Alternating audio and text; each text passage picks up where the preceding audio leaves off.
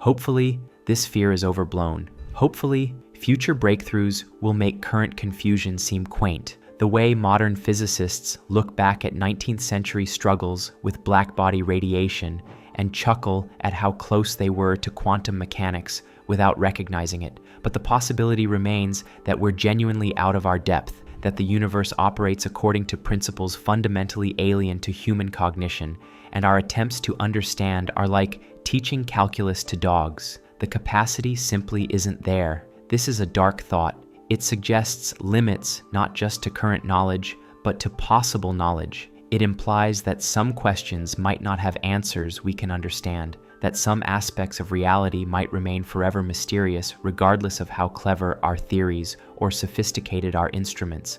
But even if true, it doesn't make exploration pointless. We can still map what we observe, even if we don't understand it. We can still accumulate data, even if interpretation eludes us.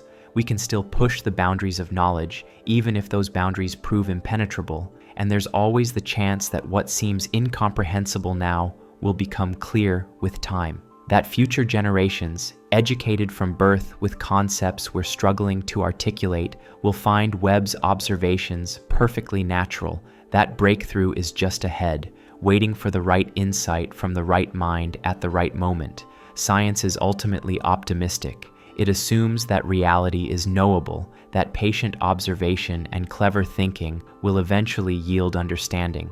This assumption can't be proven. It's an article of faith that justifies the entire scientific enterprise. Webb tests that faith. It shows us a universe stranger than our theories predict, more complex than our models accommodate, possibly more populated than we've dared to imagine. Whether we can rise to meet this challenge, whether human intelligence is adequate to comprehend what's out there, remains to be seen. But we're looking, we're collecting data, we're thinking, arguing, proposing, testing. We're doing what humans do when confronted with mystery, trying to understand. The James Webb Space Telescope looked deep into space. What it found is terrifying, not because it shows us horrors, but because it shows us how little we understand, how much remains unknown, how vast the universe is compared to our tiny island of comprehension. We stand at the edge of that island, looking out at an ocean we're just beginning to explore.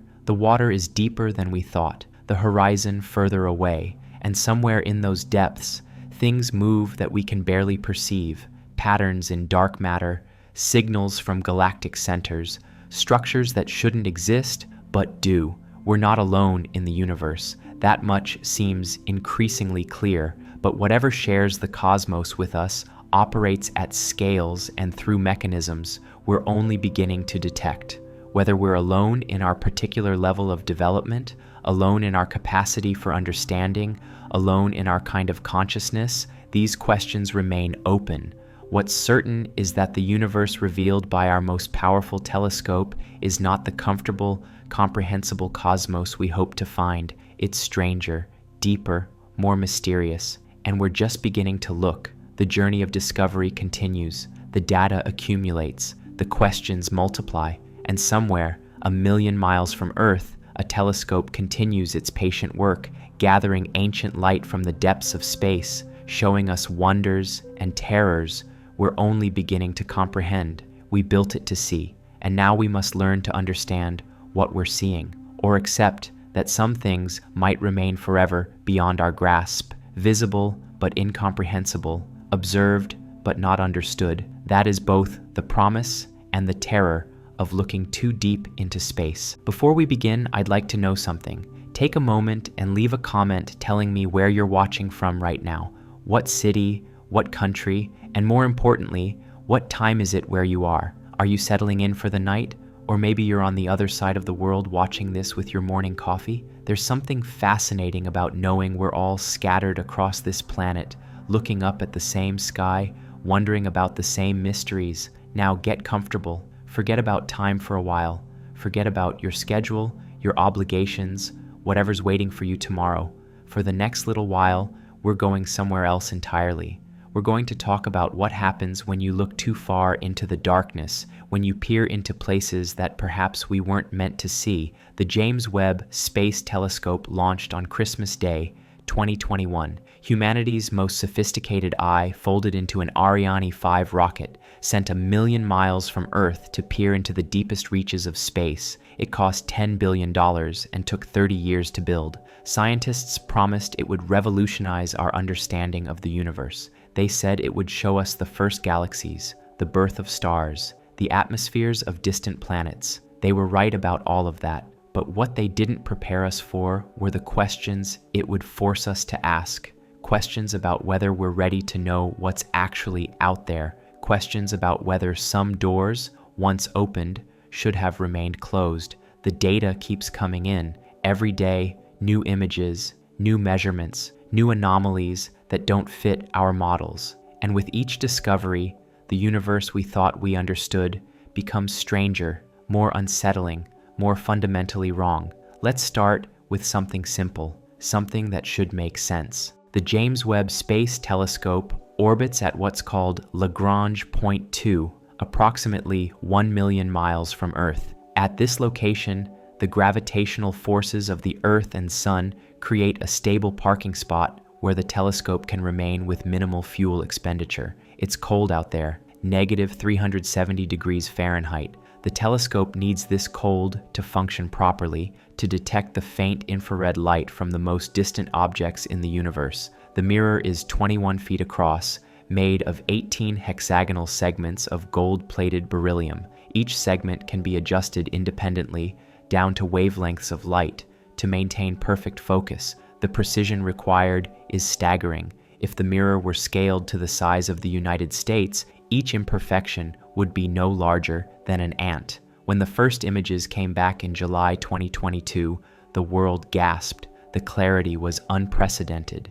Galaxies that appeared as smudges in Hubble's vision now revealed themselves in sharp detail, their spiral arms traced with newborn stars, their cores blazing with ancient light. The Southern Ring Nebula showed layers of gas expelled from a dying star in such detail you could track individual shells of ejected material. The Carina Nebula revealed thousands of previously unknown stars emerging from pillars of cosmic dust, but it was the deep field image that captured everyone's imagination, a tiny patch of sky no larger than a grain of sand held at arm's length, filled with thousands of galaxies, each galaxy containing hundreds of billions of stars, each star potentially hosting planets. The sheer scale of it all rendered in such devastating clarity. The scientists were ecstatic. Everything was working better than expected. The telescope was exceeding all specifications.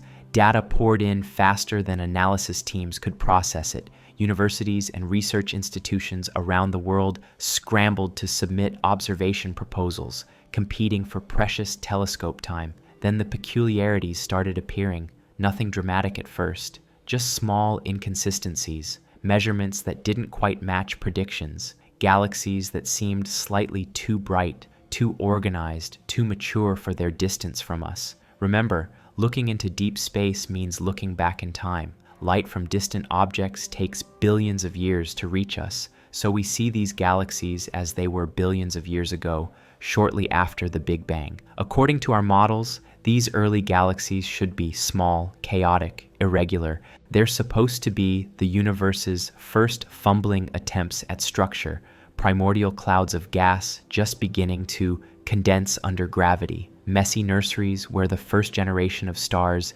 ignited. That's not what Webb found. The galaxies it observed from the universe's first billion years weren't primitive at all. They were massive. Some contained as much matter as the Milky Way, but they existed when the universe was supposedly too young for such structures to have formed. They had defined spiral arms, organized structures, supermassive black holes at their centers that shouldn't exist yet. The first reports were cautious. Scientists used careful language, phrases like unexpectedly mature, and challenges current models. Academic papers hedged their conclusions with maybes and possiblies, but in private conversations, in conference hallways, the tone was different. Confusion, concern, the growing realization that something fundamental in our understanding was incorrect. A galaxy named Sears 93316 appeared to exist just 235 million years after the Big Bang.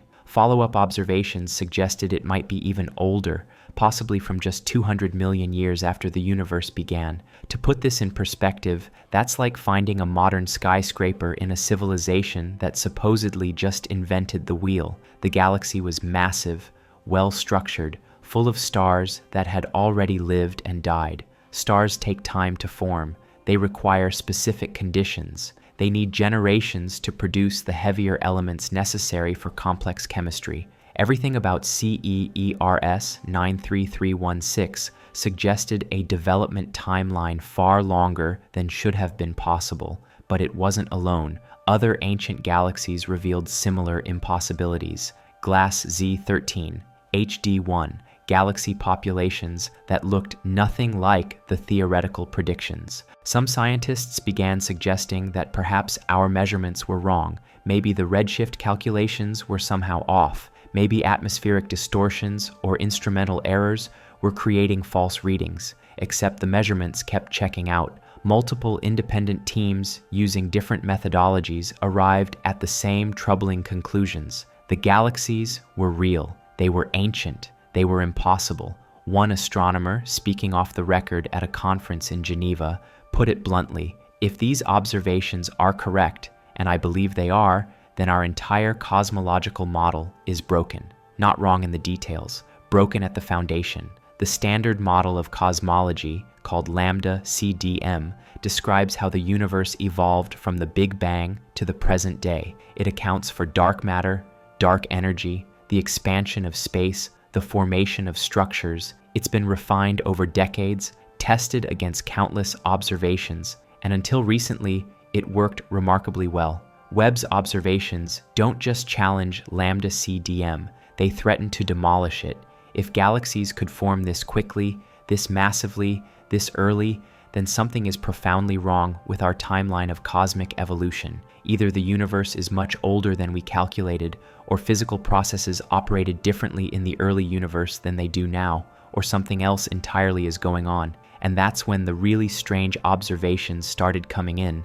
Galaxy cluster MAX 0647 sits approximately 11 billion light-years from Earth. It's a massive collection of galaxies bound together by gravity, and behind it, gravitationally lensed by its enormous mass, Webb detected something unusual. Gravitational lensing occurs when massive objects bend space-time, acting like a cosmic magnifying glass for objects behind them. Einstein predicted this effect, and it's been confirmed countless times. We use it routinely to observe distant objects that would otherwise be too faint to detect.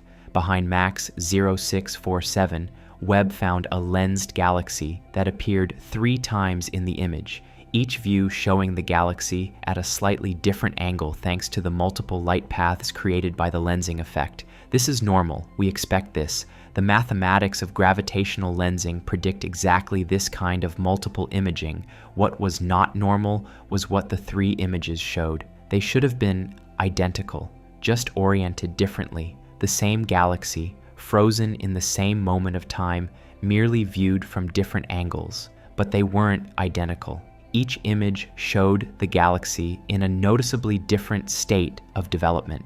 One appeared younger, with active star formation lighting up its spiral arms. Another looked older, more settled, its star formation largely complete. The third was somewhere in between. This should be impossible. The light from all 3 images started its journey at the same time, from the same source. It took different paths through space, each path delayed by slightly different amounts due to the geometry of the lensing.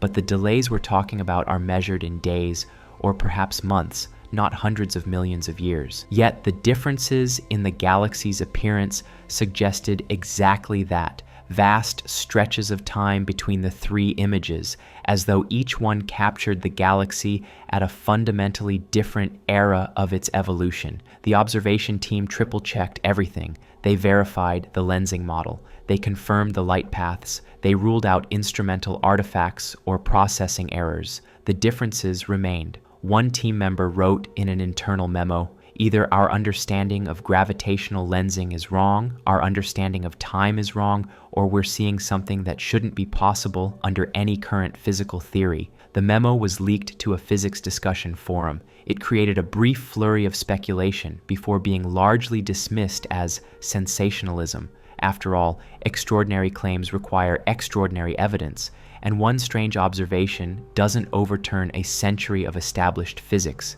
But it wasn't just one observation. In the Able 2744 galaxy cluster, another gravitationally lensed system showed similar anomalies, multiple images of the same background galaxy displaying inconsistent properties, variations that couldn't be explained by simple measurement error or differences in wavelength observation.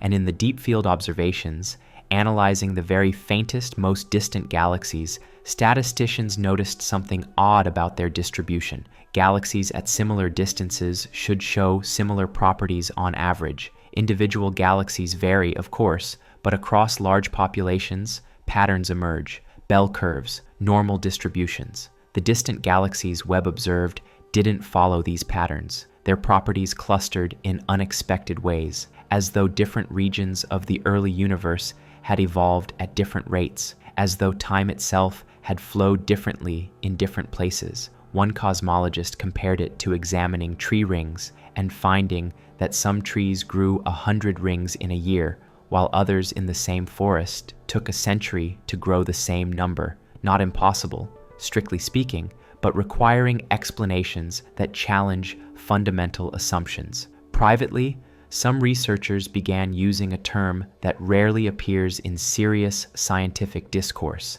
temporal anomalies. Time, according to general relativity, is not absolute. It flows at different rates depending on gravity and velocity. Satellites in orbit experience time slightly faster than people on Earth's surface. This has been measured and verified countless times. GPS satellites must correct for relativistic time dilation, or they drift out of accuracy within minutes. But what Webb seemed to be showing wasn't simple gravitational time dilation. It was something stranger, something that suggested the early universe didn't experience time the way we assume it did, that perhaps the flow of time itself was somehow unstable or non-uniform in the first billion years after the Big Bang. If true, this would explain the impossibly mature galaxies. Given enough time, they could develop normally, but the time they experienced wouldn't match the time we calculate from cosmological models. The universe might be,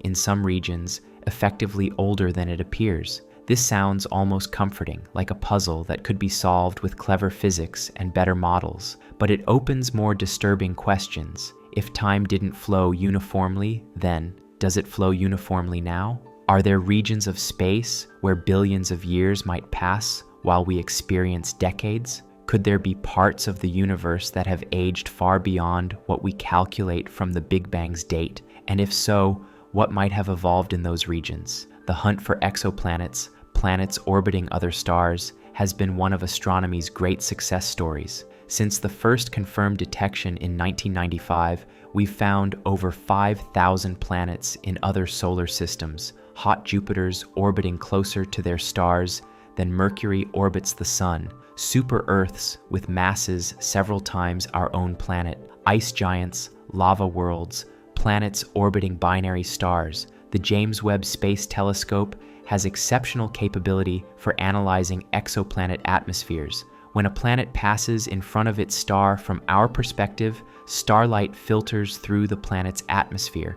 Different molecules absorb different wavelengths of light, creating a chemical fingerprint that Webb can detect with unprecedented precision. Scientists compiled a target list of the most interesting exoplanets for Webb to examine.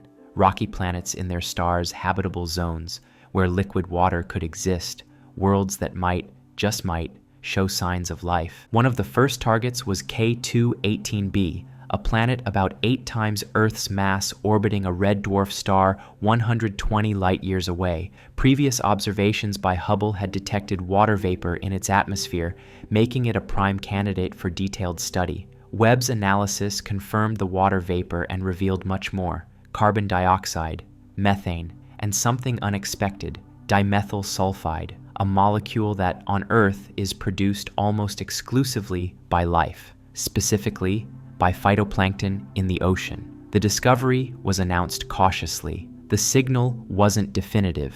It could be a false positive, an artifact of data processing, or perhaps some unknown non-biological process we hadn't considered. But it was there, persistent across multiple observations, a planet 120 light-years away, with an atmosphere that might contain a biosignature. The implications were staggering. If life existed there, it meant life had arisen independently at least twice in the universe. From an evolutionary perspective, this would suggest life might be common, perhaps inevitable, given the right conditions. The universe could be teeming with biology, with countless worlds where chemistry had organized itself into self-replicating complexity. The scientific community debated, papers were written, follow-up observations were scheduled, but before definitive confirmation could be established, something else captured everyone's attention. An exoplanet called LHS 1140b, 48 light-years away,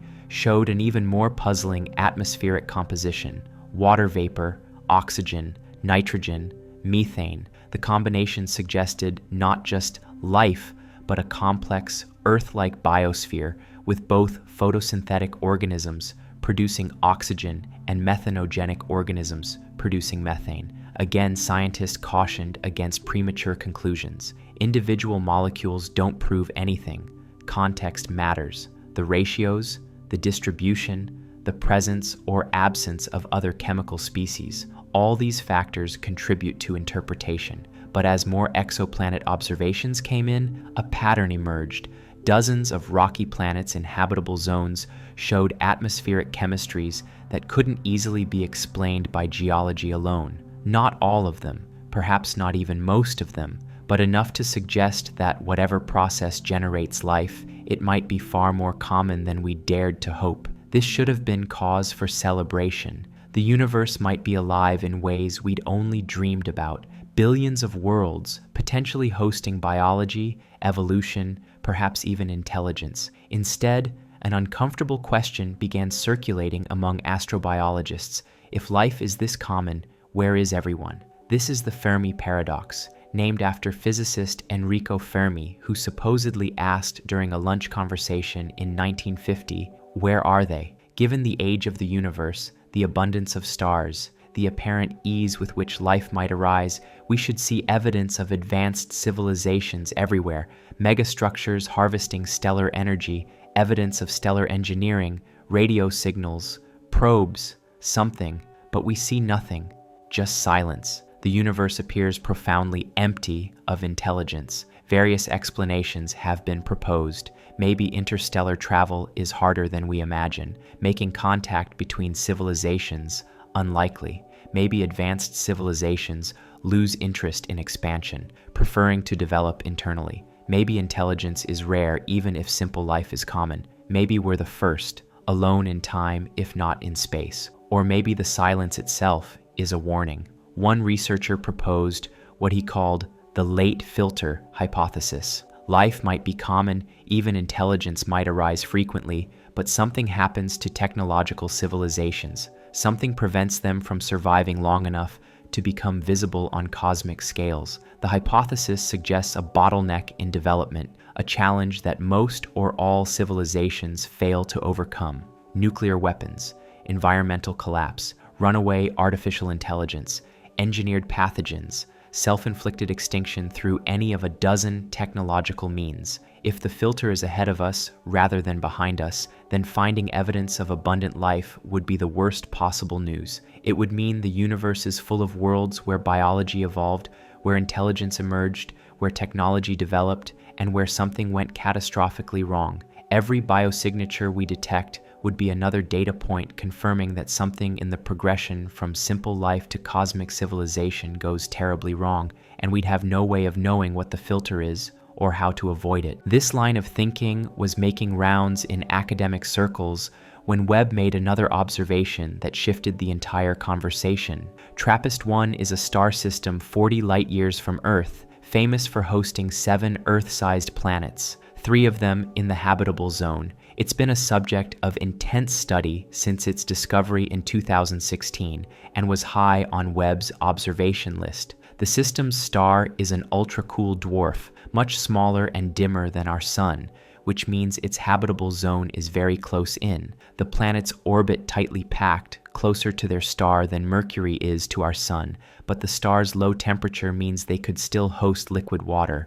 Webb examined TRAPPIST-1e, one of the potentially habitable worlds. The planet showed a thick atmosphere rich in carbon dioxide, water vapor, and trace amounts of other gases. Scientists were analyzing the data, looking for anomalies, when something peculiar appeared in the infrared observations, a pattern, not in the atmospheric chemistry, but in the thermal emission from the planet's night side. Planets tidally locked to their stars, which TRAPPIST-1e likely is, show one face permanently to their sun and one face in eternal darkness. The day side bakes in constant starlight while the night side freezes. Atmospheres can transport heat between the two hemispheres, creating temperature gradients that we can measure. TRAPPIST-1's night side showed a geometric pattern in its thermal emission, not a random distribution of heat, but something that looked almost artificial: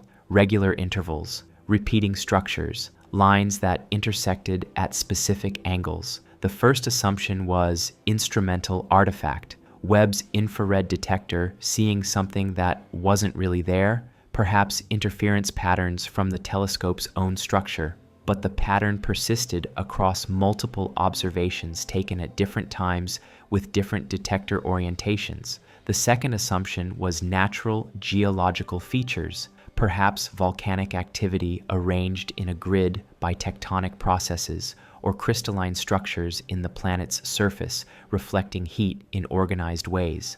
But the regularity was too precise, too geometric. A team at MIT ran the thermal data through pattern recognition algorithms designed to detect artificial structures in satellite imagery of Earth. The algorithms flagged the TRAPPIST-1e patterns as consistent with constructed objects, urban grids, agricultural layouts, infrastructure networks. The paper describing these findings was submitted to a peer-reviewed journal and promptly rejected. Too speculative, the reviewers said. Insufficient evidence for such extraordinary claims. The team revised and resubmitted to another journal. Rejected again. Frustrated, one of the researchers posted the data to an online astronomy forum, asking for fresh perspectives. The post went viral among amateur astronomers and SETI enthusiasts. Analysis and counter-analysis flooded in.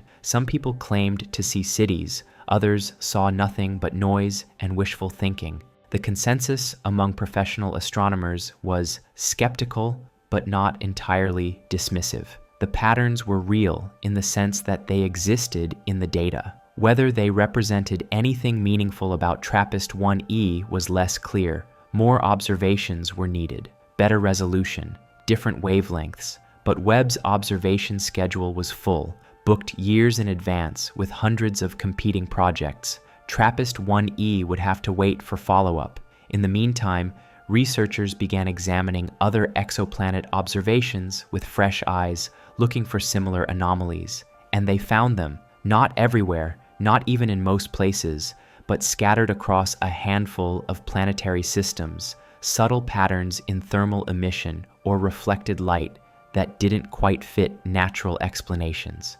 Proxima Centauri b, the closest exoplanet to Earth at just over 4 light-years away, showed irregular but persistent bright spots in its infrared signature that couldn't be easily attributed to volcanic activity or atmospheric storms. Kepler 452b, often called Earth's cousin due to its similar size and position in its star's habitable zone, displayed what appeared to be variations in its cloud cover that repeated on non-natural cycles. TAE 700e exhibited spectroscopic signatures that some researchers interpreted as industrial pollutants, though others argued the chemistry could be explained by geological processes alone. None of these observations were definitive. None proved anything, but collectively they suggested a universe more interesting and possibly more populated than we'd previously believed. One astronomer, in an article for a popular science magazine, wrote, "We may be like explorers who've studied a continent from a distance, mapping coastlines and mountain ranges, but never setting foot on shore. Now we're beginning to see details, smoke rising from valleys, lights in the darkness, patterns that suggest intention.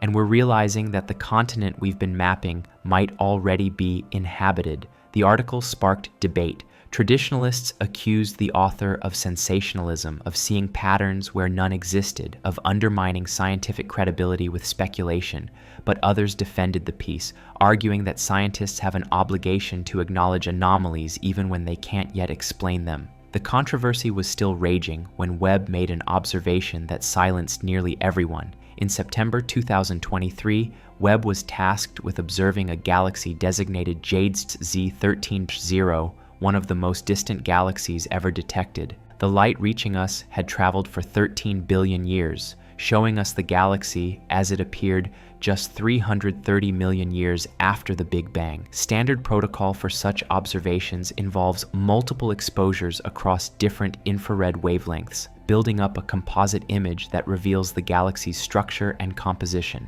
Webb captured its images over several days, and when the data was processed, something impossible appeared in one of the frames: a change. Galaxies don't change on human timescales. They're too vast, their processes too slow.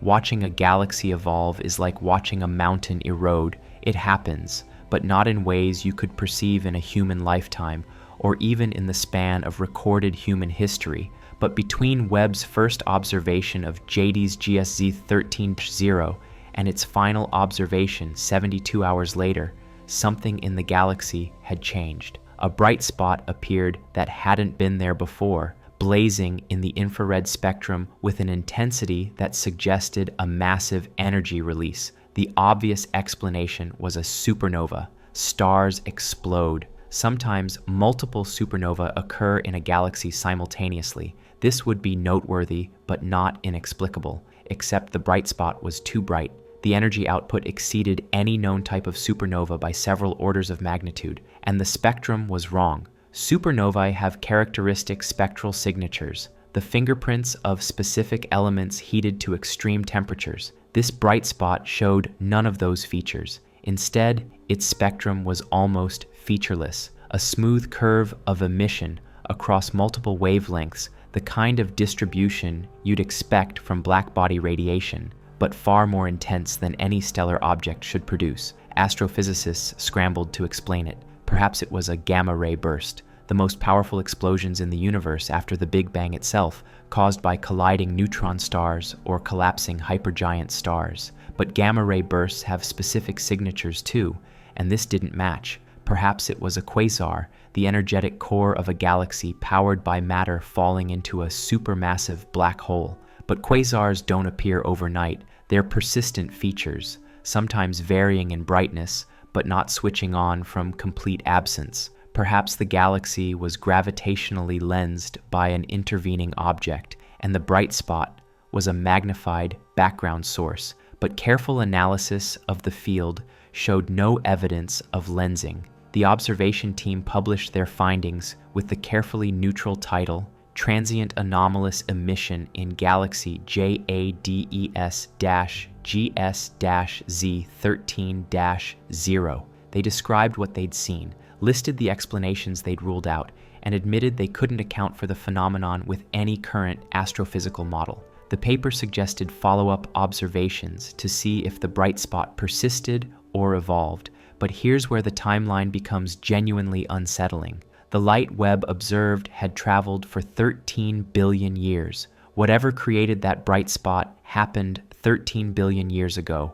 We were seeing it now because the light was just reaching us, but the event itself occurred in the ancient past, when the universe was young, or rather, that's what should have happened. 3 months after the initial observation, Webb was pointed at JADES GSZ 13.0 again. The bright spot should have evolved, changed, or disappeared. Instead, it was unchanged. Identical intensity, identical spectrum, as though frozen in time. This violated causality. The two observations were separated by 3 months in our reference frame, which means light had time to travel from the galaxy, reach Earth, be detected, and 3 months later, new light from 3 months later in the galaxy's timeline should reach us, showing the evolution of the event. But it hadn't evolved, it was the same. Unless, and this is where the physics becomes deeply troubling, unless the galaxy wasn't 13 billion light years away. Light travel time and distance aren't the same thing in an expanding universe.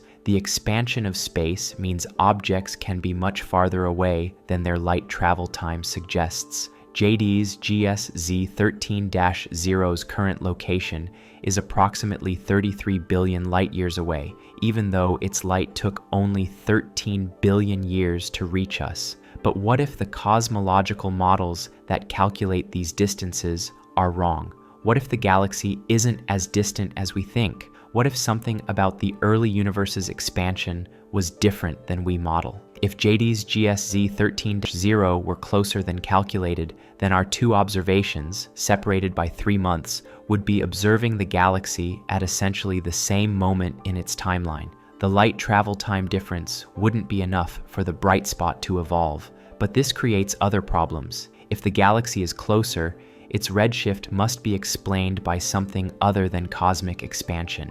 And if one galaxy's distance is miscalculated, how many others are wrong? The alternative explanation, the one nobody wanted to seriously consider, was that we were observing something that existed outside normal space-time, something that appeared in the galaxy 13 billion years ago, but whose light reached us in ways that didn't follow standard propagation rules. One theoretical physicist, in a conference presentation that became notorious, suggested that if the light from JD's GSZ 13-0 was reaching us through something other than normal space, a wormhole, a higher dimensional shortcut, a region where space-time topology was non-standard, then the time delays between our observations might not correspond to time delays in the source. He called it a temporal projection, implying we were seeing a single event from the galaxy's past projected onto multiple moments of our observation, like a hologram that appears three-dimensional from different viewing angles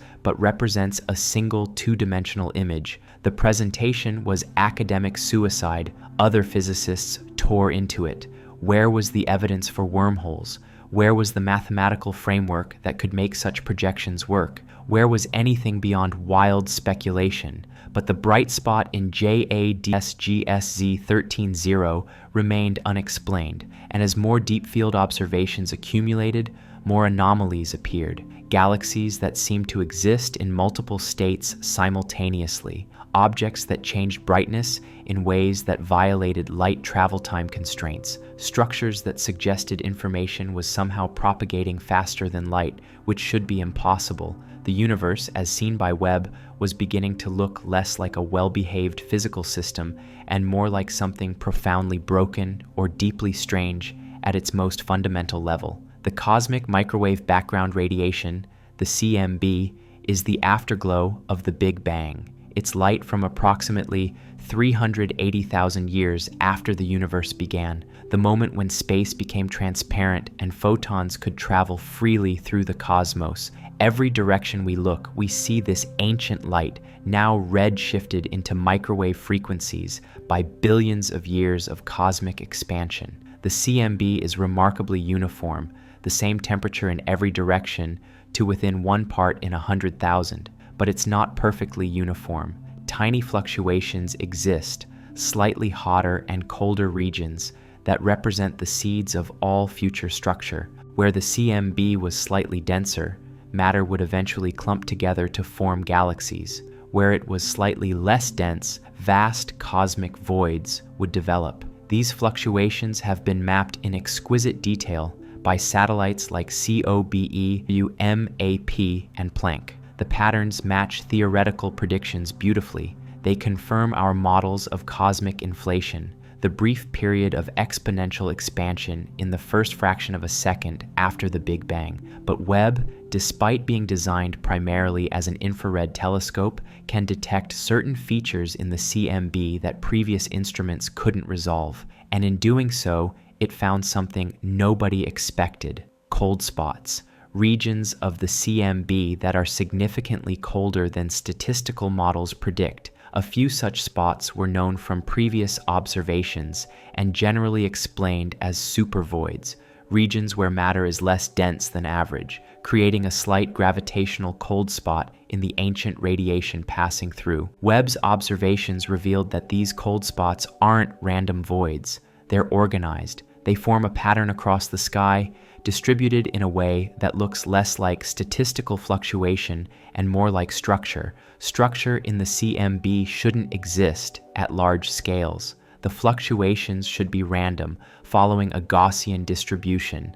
Finding organized patterns would be like shuffling a deck of cards and getting suits arranged in perfect order, possible in principle, but so unlikely that its occurrence demands an explanation beyond chance. The pattern appeared to be a network of cold spots, each roughly the same size, distributed at regular intervals. Not perfectly regular, there was variation, but far more organized than randomness would produce. Cosmologists checked for systematic errors. Could Webb's instruments be creating a false pattern? Could there be foreground contamination from our own galaxy? Could data processing introduce artifacts? Every check came back negative. The pattern was real. One possible explanation involved cosmic strings, hypothetical topological defects in spacetime left over from the Big Bang. These would be impossibly thin but incredibly massive filaments of warped space, and their gravitational effects might create organized patterns in the CMB.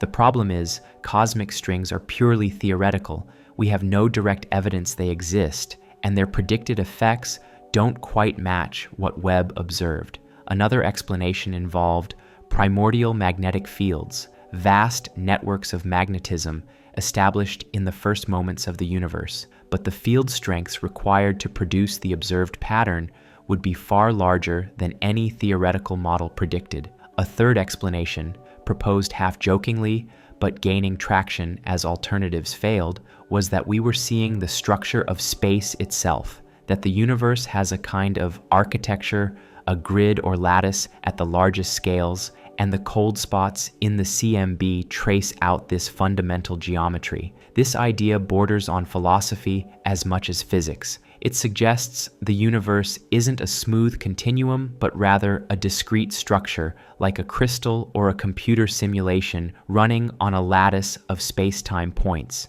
If true, it would revolutionize our understanding of reality at the deepest level. But it would also mean the universe has boundaries. A lattice has edges. The cold spot pattern extends across the observable universe. But if it's truly a fundamental structure, it must exist beyond what we can see. And somewhere, presumably, it must end. What lies beyond the lattice? What exists at the edge of structure? The questions aren't just unanswerable with current physics. They might be unanswerable in principle if our mathematics and logic themselves are products of operating within the lattice. One cosmologist put it this way: asking what's outside the structure of space is like asking what's north of the North Pole. The question uses concepts that don't apply beyond a certain boundary, but unlike the North Pole analogy, where we understand the geometry well enough to know the question is malformed, here we genuinely don't know if there's a meaningful answer or not. The cold spot pattern remains one of Webb's most contentious observations.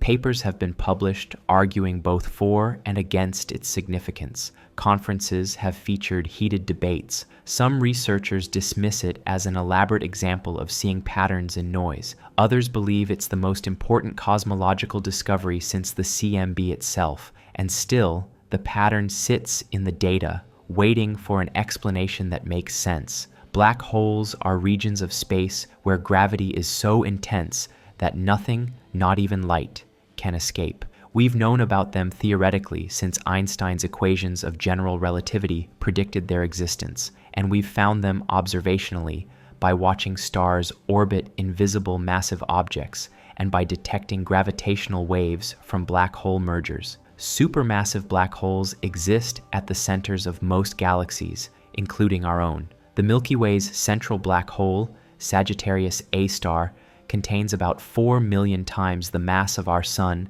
compressed into a region smaller than Mercury's orbit. These cosmic monsters grow by consuming matter, and by merging with other black holes. The process takes time, millions or billions of years, for a black hole to grow from stellar mass to millions or billions of solar masses. That's the theory anyway. It worked well until Webb started finding supermassive black holes in the early universe. Sears 1019 is a galaxy observed as it appeared 570 million years after the Big Bang. At its center sits a black hole containing approximately 9 million solar masses. This shouldn't exist. There hasn't been enough time for a black hole to grow that large through any known process. You can't start with a star that collapses into a stellar mass black hole and grow it to 9 million solar masses in 570 million years, not by consuming matter at the maximum possible rate. The physics doesn't work. There's a limit to how fast black holes can grow, called the Eddington limit, determined by the balance between gravitational attraction pulling matter in and radiation pressure pushing matter away. Even if a black hole formed immediately after the Big Bang and consumed matter at the maximum possible rate for 570 million years, it couldn't grow to 9 million solar masses. Not even close. But there it was, and it wasn't alone. Webb found dozens of supermassive black holes in the early universe, all too large to exist according to standard growth models. Some contained tens of millions of solar masses. One appeared to have a mass exceeding 1 billion times our Sun, existing less than 1 billion years after the Big Bang. Astrophysicists proposed solutions. Maybe black holes in the early universe could temporarily exceed the Eddington limit through some unknown process. Maybe they formed directly from collapsing gas clouds without the intermediate star stage, giving them a head start. Maybe early black holes merged much more frequently than models predicted. Each explanation has problems. Exceeding Eddington requires specific conditions that seem unlikely to be universal. Direct collapse requires extremely fine-tuned environments. Merger rates depend on black hole populations that themselves need time to develop. The uncomfortable alternative is that these black holes didn't grow from small origins, that they were created massive. But how? The Big Bang didn't produce black holes directly, at least not in standard models. The early universe was too hot and energetic for matter to collapse gravitationally, unless something in the first moments after the Big Bang created what physicists call primordial black holes. Quantum fluctuations during cosmic inflation might have produced regions of space with densities high enough to collapse directly into black holes once inflation ended. Primordial black holes have been hypothesized as candidates for dark matter, the invisible substance that makes up most of the universe's mass. But the mass distribution needed to explain dark matter doesn't match the supermassive black holes Webb is finding. Some researchers began suggesting that perhaps two populations of primordial black holes formed, one with stellar masses or smaller, contributing to dark matter, another with much larger masses, providing the seeds for the supermassive black holes we observe. This works mathematically, but requires specific inflationary conditions that aren't predicted by current models. It's a solution engineered to fit the observations, rather than derived from fundamental principles. The situation became more puzzling when Webb observed quasar J0313-1806, one of the most distant quasars known, existing just 670 million years after the Big Bang. The black hole powering this quasar contains approximately 1.6 billion solar masses, an almost incomprehensible amount of matter compressed into a region not much larger than our solar system. But the real puzzle wasn't just the black hole's mass, it was what surrounded it. Quasars are among the brightest objects in the universe, powered by superheated matter spiraling into supermassive black holes. The accretion disk around the black hole heats to millions of degrees, blazing across the electromagnetic spectrum. Webb can analyze the light from these disks to determine their composition, temperature, and motion. J0313-1806's accretion disk contained heavy elements: carbon, oxygen, silicon, iron, elements that don't exist in the primordial universe. Hydrogen and helium formed in the Big Bang, but heavier elements require nuclear fusion inside stars. Stars must live, fuse lighter elements into heavier ones, and die, often explosively, scattering their enriched material into space. This process takes time. Multiple generations of stars must form, live, and die to build up significant quantities of heavy elements. Our Sun is a third-generation star,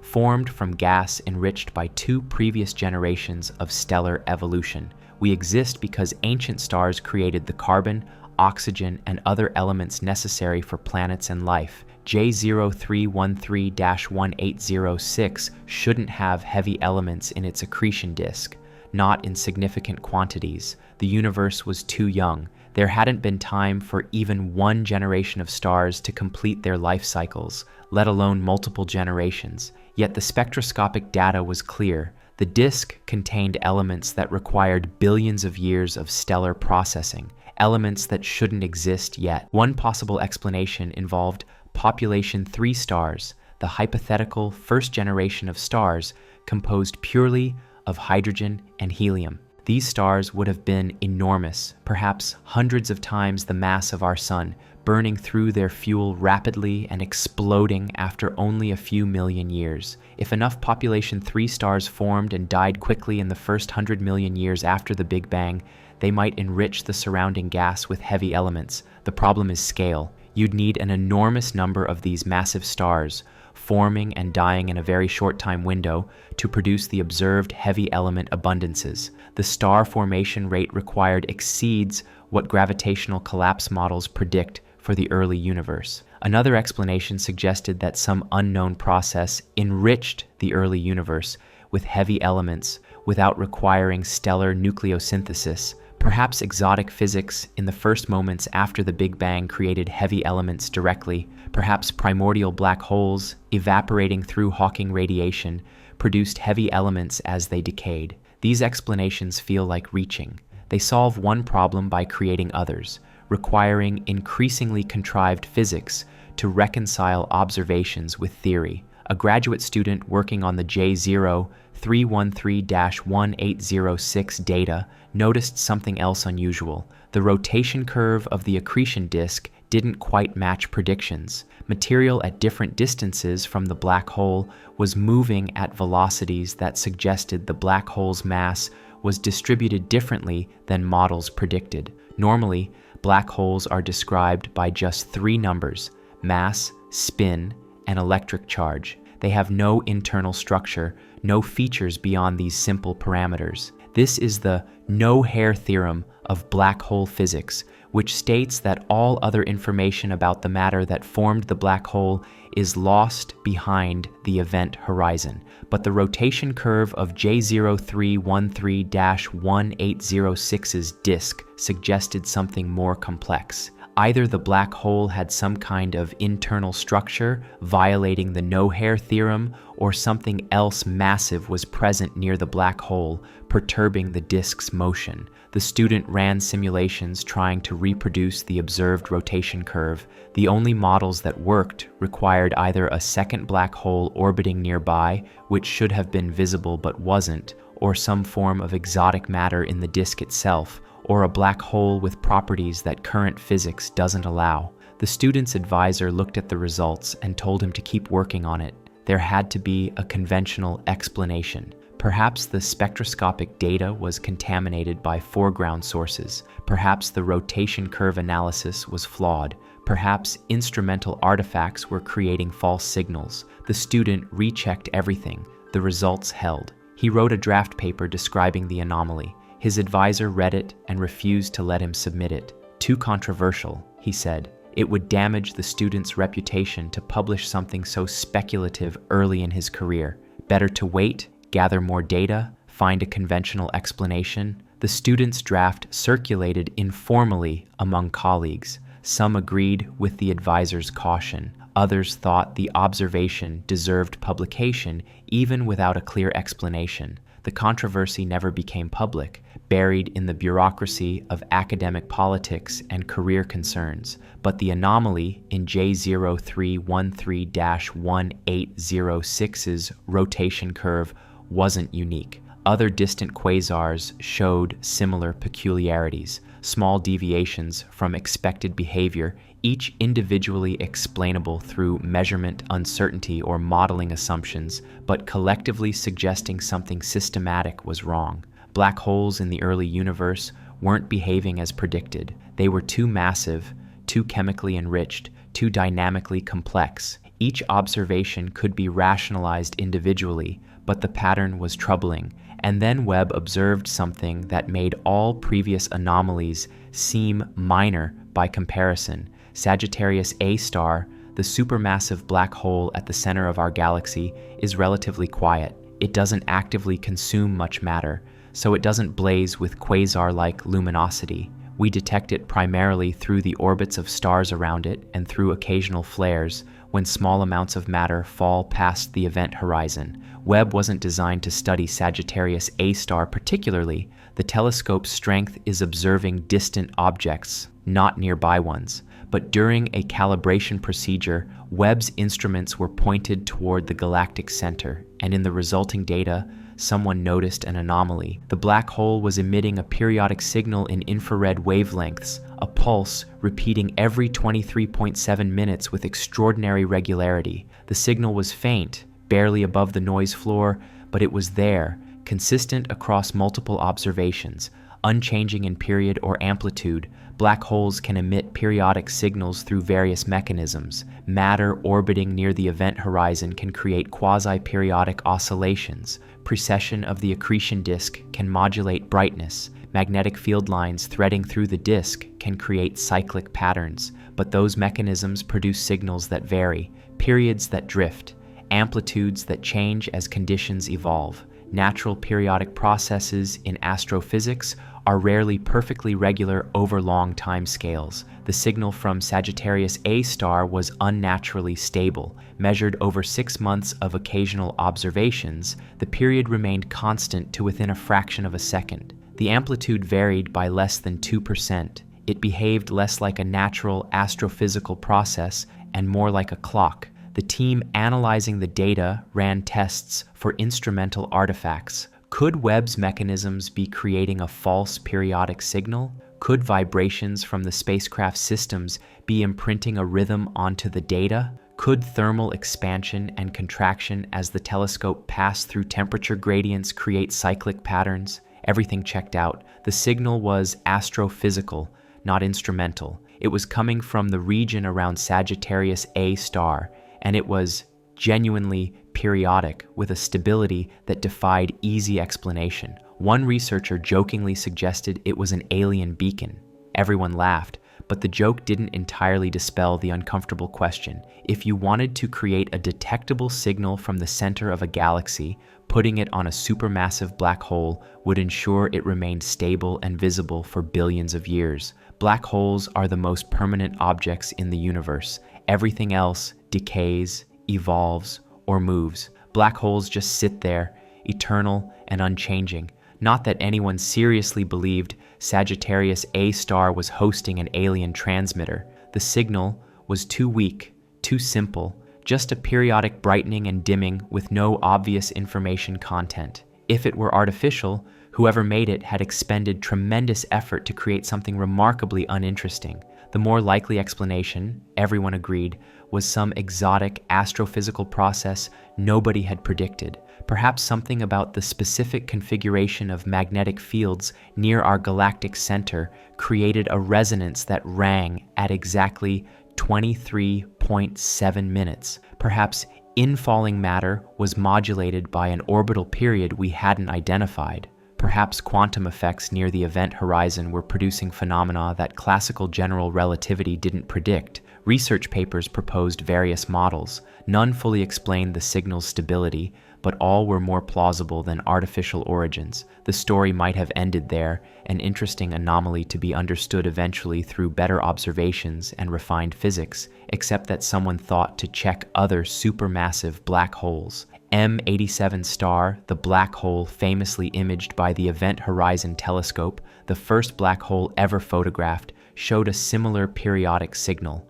Different period, approximately 41 minutes, but the same characteristics: stable, precise, clock-like. The supermassive black hole at the center of Andromeda, our nearest large galactic neighbor, also showed periodic emission. Its period was roughly 19 minutes. Across dozens of relatively nearby galaxies with well-studied central black holes, the pattern repeated. Not all of them showed the signal, but many did, each with its own period, ranging from a few minutes to over an hour, but all displaying the same uncanny stability. The periods didn't correlate with black hole mass, spin, or accretion rate. They seemed random, or at least dependent on factors nobody could identify.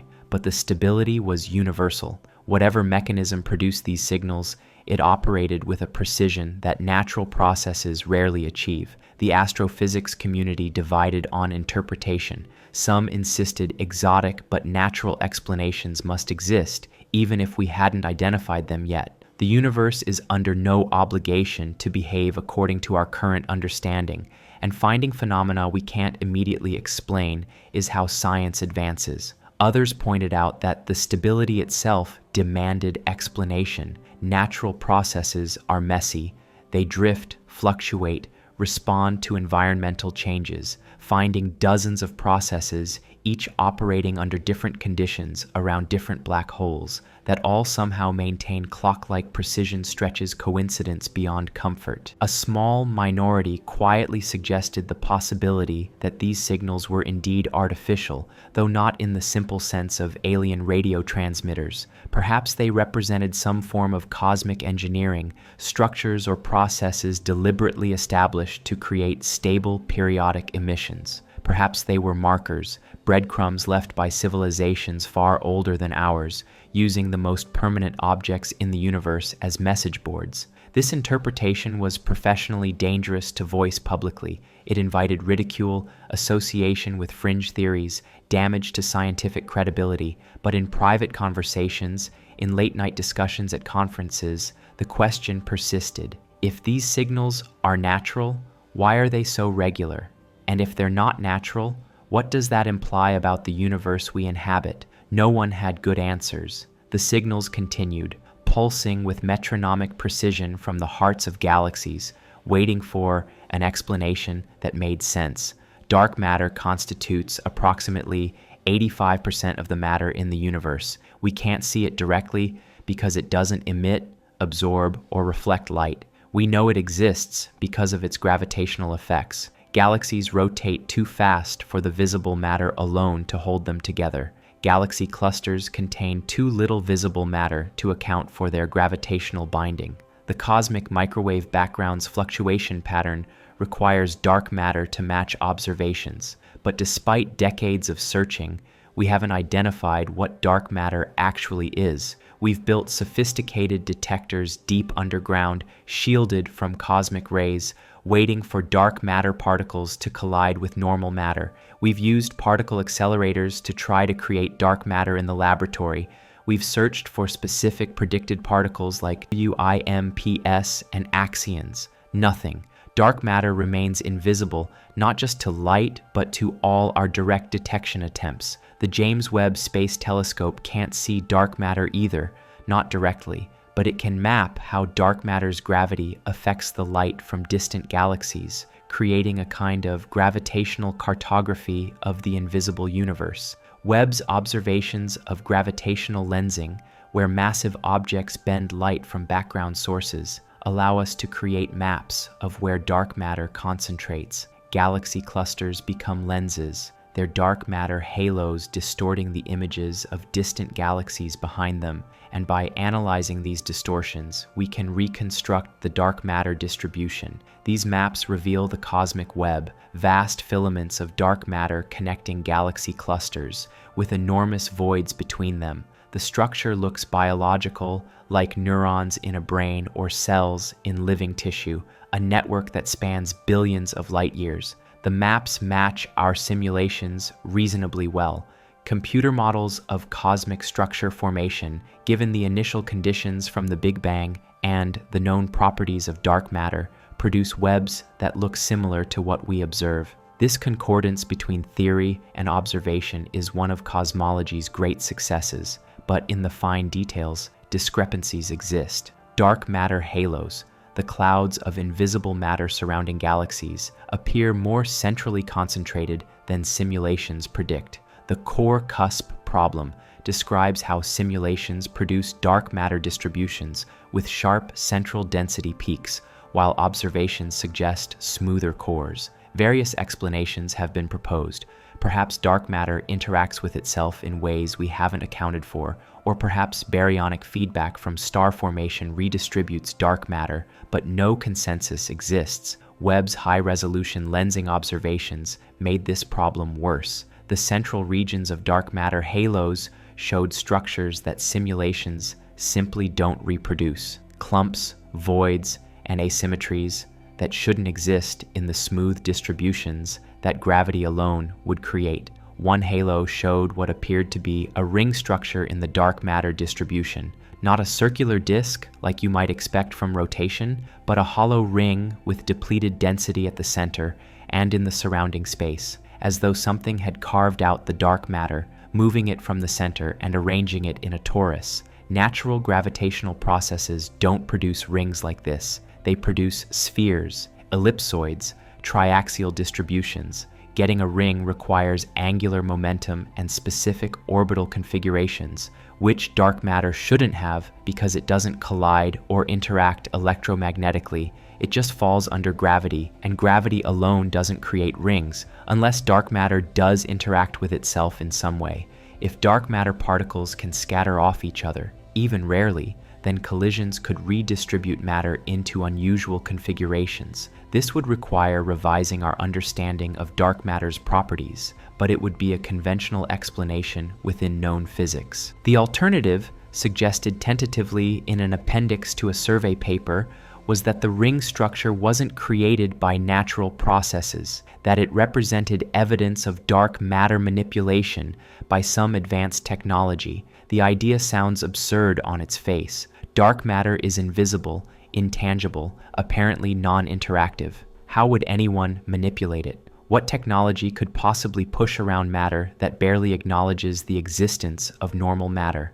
But advanced civilizations, operating on timescales of millions or billions of years, might find ways to interact with dark matter. If they could, the advantages would be immense. Dark matter dominates the universe's mass budget. Being able to move it, shape it, use it would provide access to energy and materials dwarfing anything available from normal matter. A civilization capable of dark matter manipulation could build structures invisible to conventional observation but detectable through their gravitational effects. They could move dark matter to create gravitational anchors, holding objects in place or redirecting them. They could harvest dark matter's rest mass energy if they found a way to convert it, tapping a source of power far exceeding anything possible with fusion or antimatter. This is speculation layered on speculation, barely distinguishable from science fiction. But the ring structure in the dark matter halo was real, and it demanded explanation. More peculiarly, the ring wasn't unique. As researchers looked through Webb's lensing data more carefully, they found other halos with anomalous structures. Not all rings, but various geometric patterns that seemed too organized to be random fluctuations. One halo showed 3 distinct clumps of dark matter arranged in an equilateral triangle around the central galaxy. Another displayed a spiral pattern, as though dark matter was being wound up by some rotational process. A third had a rectangular void, a region where dark matter density dropped sharply in a shape with straight edges and right angles. Geometry in dark matter distributions is deeply strange. Random gravitational processes produce smooth, irregular shapes. Finding rectangles and triangles and spirals suggests organization, intention, design. The researchers who noticed these patterns were careful in how they described them. They used terms like unexpected morphological features and non-standard density profiles. They avoided words like artificial or engineered. They suggested various natural explanations and called for more observations to confirm the findings. But among themselves, they acknowledged the obvious question: what if these patterns are artificial? What if we're seeing evidence of cosmic engineering on scales that dwarf anything we've imagined? If true, it would mean intelligence exists in the universe that can manipulate the very fabric of cosmic structure. Beings or civilizations or entities that operate not on planetary surfaces or in solar systems, but across the dark matter scaffolding that holds galaxies together. It would mean we're living in a universe that's already been modified, engineered, shaped by intentions that existed long before Earth formed. It would mean we're not alone, not remotely alone, and that whatever shares the cosmos with us operates at a level of capability that makes us less than ants by comparison. These implications remained unspoken in official publications, but they weighed on everyone who studied the data. The universe revealed by Webb was starting to look less like a natural wilderness and more like a garden, tended by hands we couldn't see but whose work was becoming increasingly evident. In October 2024, Webb observed a region called the Lockman Hole, an area of sky with relatively little dust and gas from our own galaxy, making it ideal for deep observations of distant objects. The telescope stared at this patch of darkness for over 200 hours, accumulating photons from the most distant sources. The resulting image contained over 30,000 galaxies, each visible as it appeared billions of years ago. The data would take years to fully analyze, but preliminary scanning revealed the expected assortment of galaxies at various distances and developmental stages. Except for one object, it appeared in multiple wavelengths, suggesting it was real and not an instrumental artifact. But its properties were contradictory. Its redshift indicated extreme distance, placing it over 13 billion light-years away, yet its apparent brightness suggested something much closer or impossibly luminous. The object wasn't a point source like a quasar, nor did it have the extended structure of a galaxy. It appeared as a fuzzy blob, roughly circular, with no internal structure visible even at Webb's resolution. Spectroscopic analysis deepened the mystery. The object's spectrum showed no emission or absorption lines, no features corresponding to specific elements or molecules, just a smooth continuum of light across all observed wavelengths. This is almost impossible in nature. Every object in the universe has a spectrum reflecting its composition and physical conditions. Stars show absorption lines from their atmospheres, galaxies show emission lines from nebulae, and absorption lines from stellar populations. Even featureless objects like some quasars show broad spectral features from their accretion disks. A perfectly smooth spectrum suggests either an object at such extreme temperature that all spectral lines are broadened beyond recognition, or something whose physics operates outside normal thermodynamics. The object's brightness wasn't varying. Webb observed it over several months, and each observation showed identical luminosity. No flickers, no fluctuations, just steady, unchanging light. One researcher calculated that if the object was at the distance its redshift indicated, and if its brightness was intrinsic rather than lensed or artificially amplified, it would be emitting energy at a rate exceeding the total power output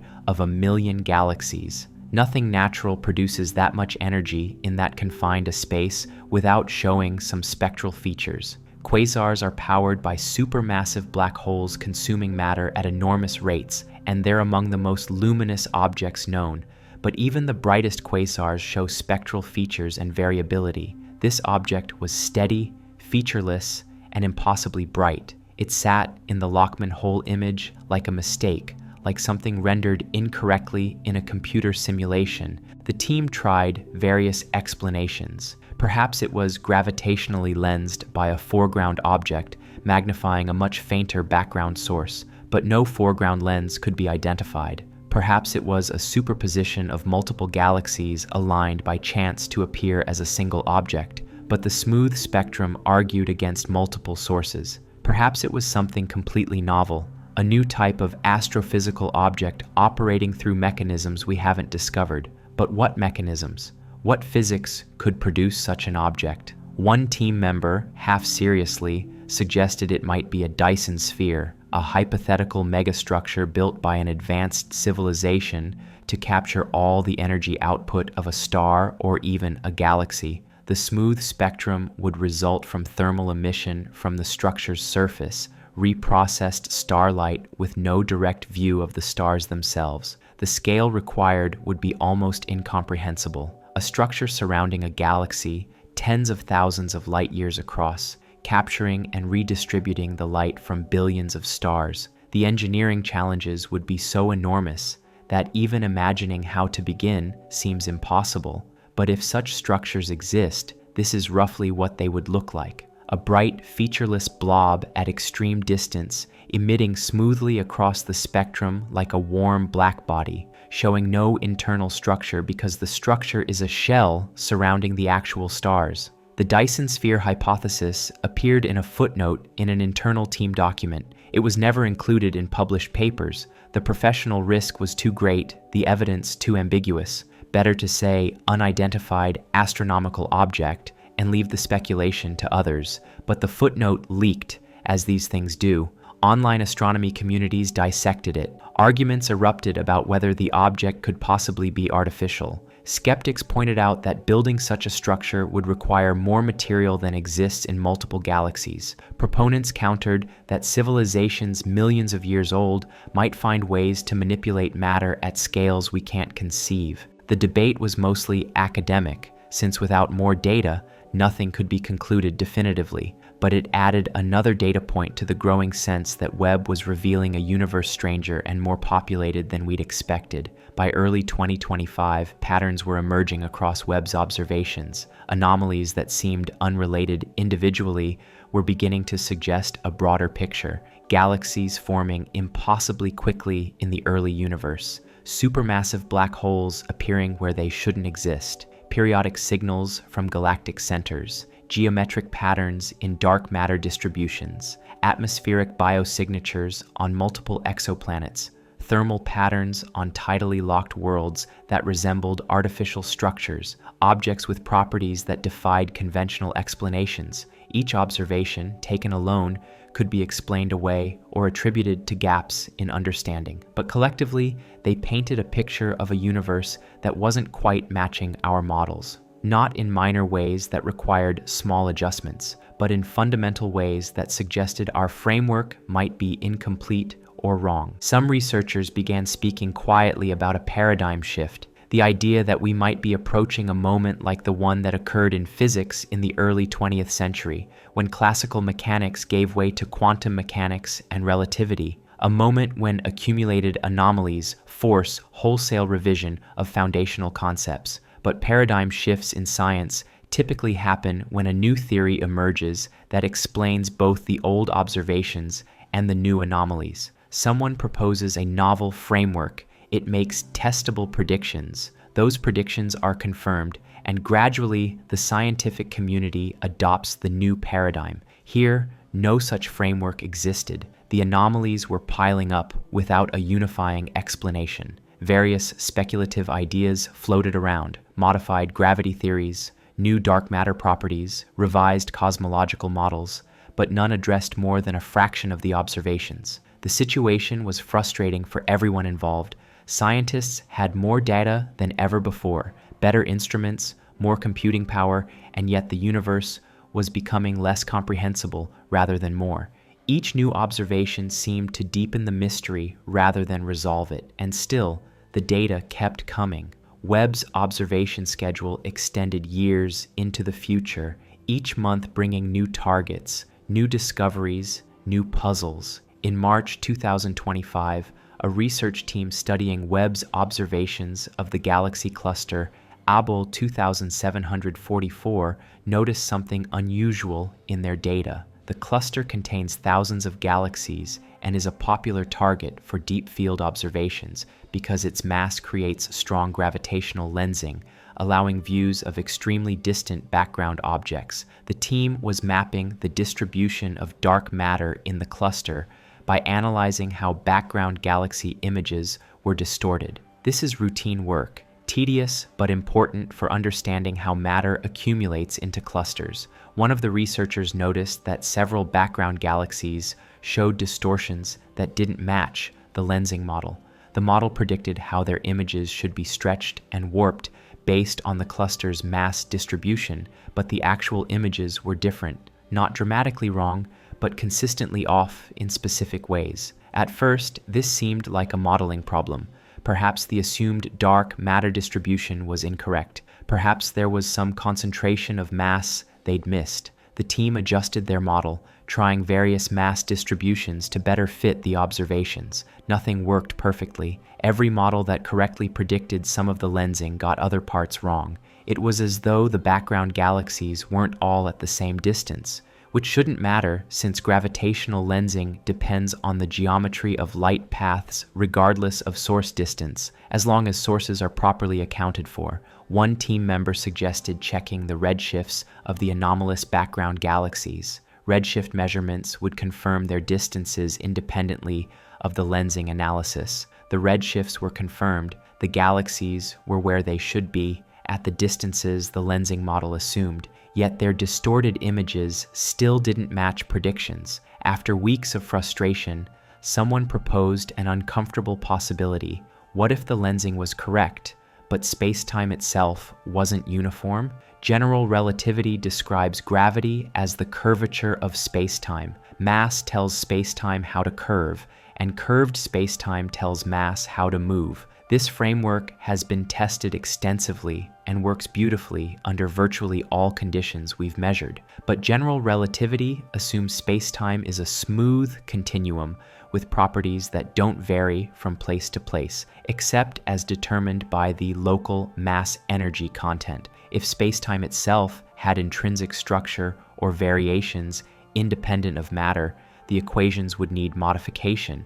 The anomalous lensing could be explained if spacetime's properties varied slightly across the field of view, if the speed of light wasn't quite constant, or if the geometry of space had subtle inhomogeneities, then light paths would deviate from predictions based on standard general relativity. This is radical enough to be career-threatening to suggest publicly.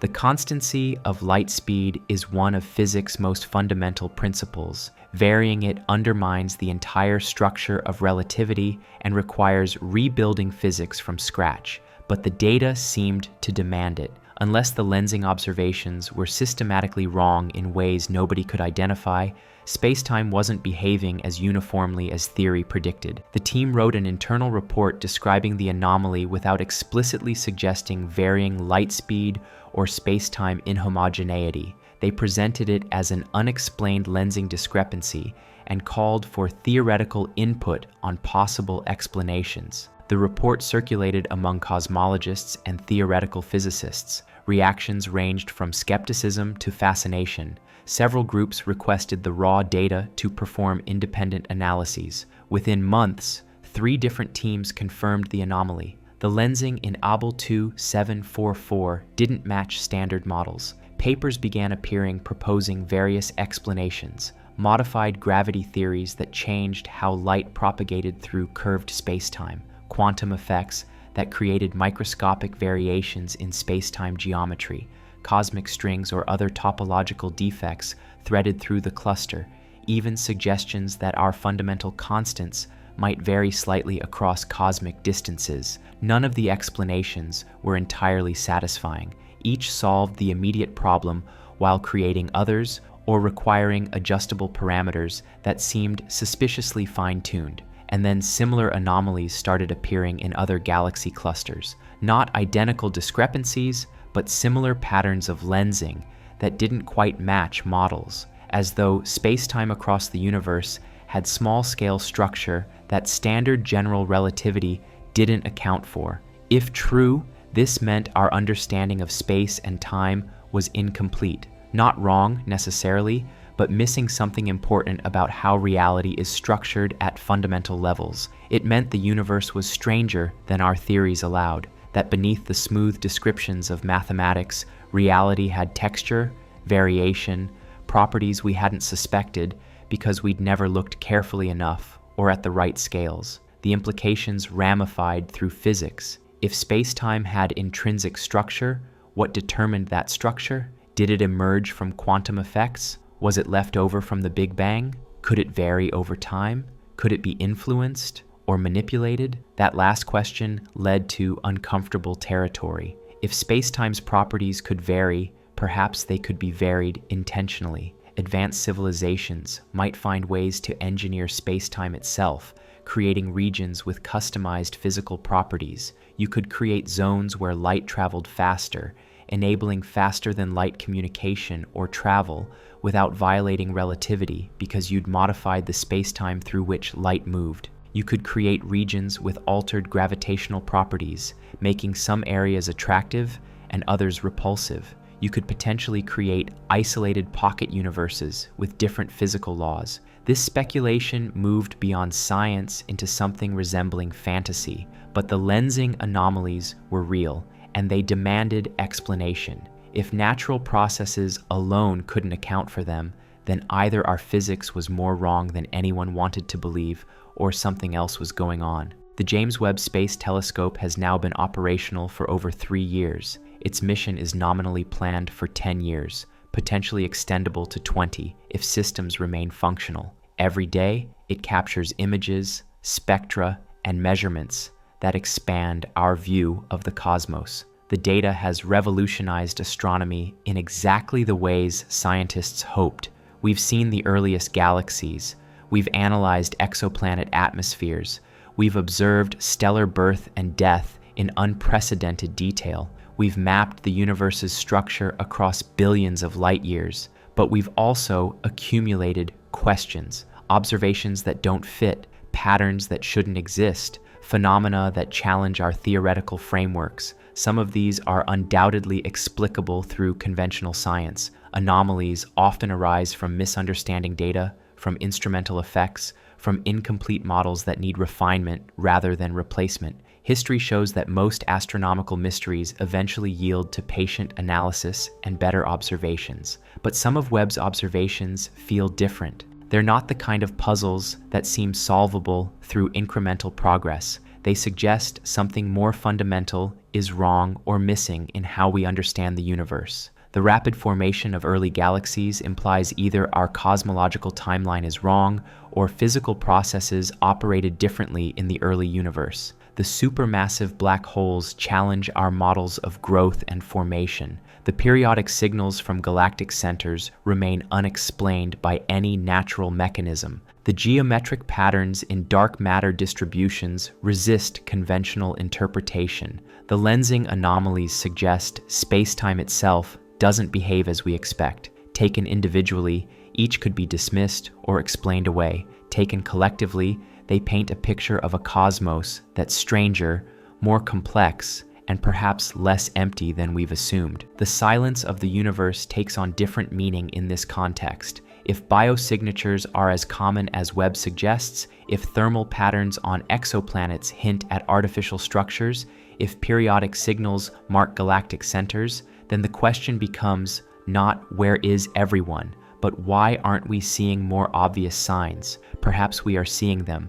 Perhaps what we've categorized as astrophysical anomalies are actually evidence of engineering on scales we don't recognize as artificial. Perhaps the universe is full of activity, but operating at size and time scales that make it invisible to us except as statistical anomalies and unexplained data points. Or perhaps the universe is fundamentally different from what our current physics describes. Perhaps our equations are approximations that work well locally but fail at cosmic scales or extreme conditions. Perhaps reality has layers we haven't discovered yet, dimensions of existence our instruments can barely glimpse. The James Webb Space Telescope continues its work, indifferent to the anxiety its observations create. It doesn't care whether its data supports or undermines our theories. It simply points where commanded, collects photons, and sends information back to Earth. What we do with that information, how we interpret it, what conclusions we draw, these are human concerns. And humans are troubled by uncertainty, by questions without answers, by the possibility that everything we thought we understood might be incomplete. There's a philosophical position in science called instrumentalism, which holds that theories should be judged by their usefulness in predicting observations rather than by whether they're true in some absolute sense. From this perspective, it doesn't matter if our cosmological models correctly describe reality. What matters is whether they accurately predict what our telescopes see. Webb's observations challenge even this limited claim. Our models aren't predicting what we observe. The early universe wasn't supposed to look mature. Black holes weren't supposed to form this quickly. Dark matter halos weren't supposed to have geometric patterns. Lensing wasn't supposed to show anomalies. We could modify our models, adjust parameters, add new components until predictions match observations. This is normal scientific procedure, but at some point, if modifications become sufficiently extensive and ad hoc, you have to question whether you're still doing science or just curve fitting. A model with enough adjustable parameters can fit any data, but such a model explains nothing. It's descriptive rather than predictive, useful for cataloging observations, but useless for understanding underlying principles. We might be approaching this point in cosmology. Each new Webb observation requires new explanations, new modifications, new special circumstances. The elegant simplicity of the standard model is fracturing into increasingly complex attempts to reconcile theory with observation. This doesn't mean cosmology is failing. It means we're in a period of confused transition, accumulating data faster than we can interpret it, aware that something important is missing, but uncertain what it is. These periods are uncomfortable but necessary. Science advances through cycles of stability and disruption. Periods where theories work well and anomalies are manageable, followed by periods where anomalies accumulate and paradigms shift.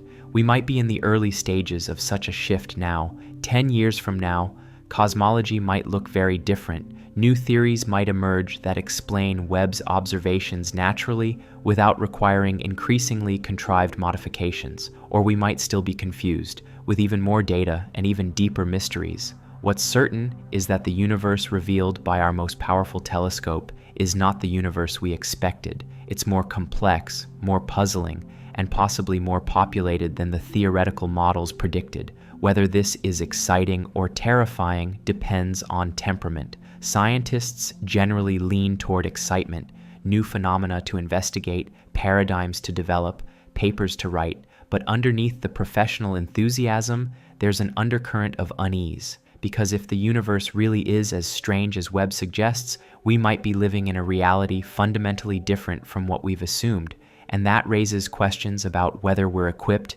intellectually or technologically or philosophically to understand what we're seeing. The truth is, we're a young species looking at ancient cosmos with new eyes. We've been studying the universe scientifically for a few centuries, a cosmic eye blink. We've had the technology to see beyond our local stellar neighborhood for a few decades. We've had instruments capable of analyzing the early universe in detail for just a few years. We're infants taking our first look around, and what we're seeing is overwhelming. We don't have the context to interpret it properly. We don't have the theoretical framework to explain it fully. We might not have the conceptual vocabulary to even articulate the right questions. What we do have is data. Enormous quantities of it, growing daily, filling hard drives at research institutions around the world. Observations precise and detailed, showing us the cosmos in wavelengths our eyes can't see, at resolutions our unaided vision can't achieve.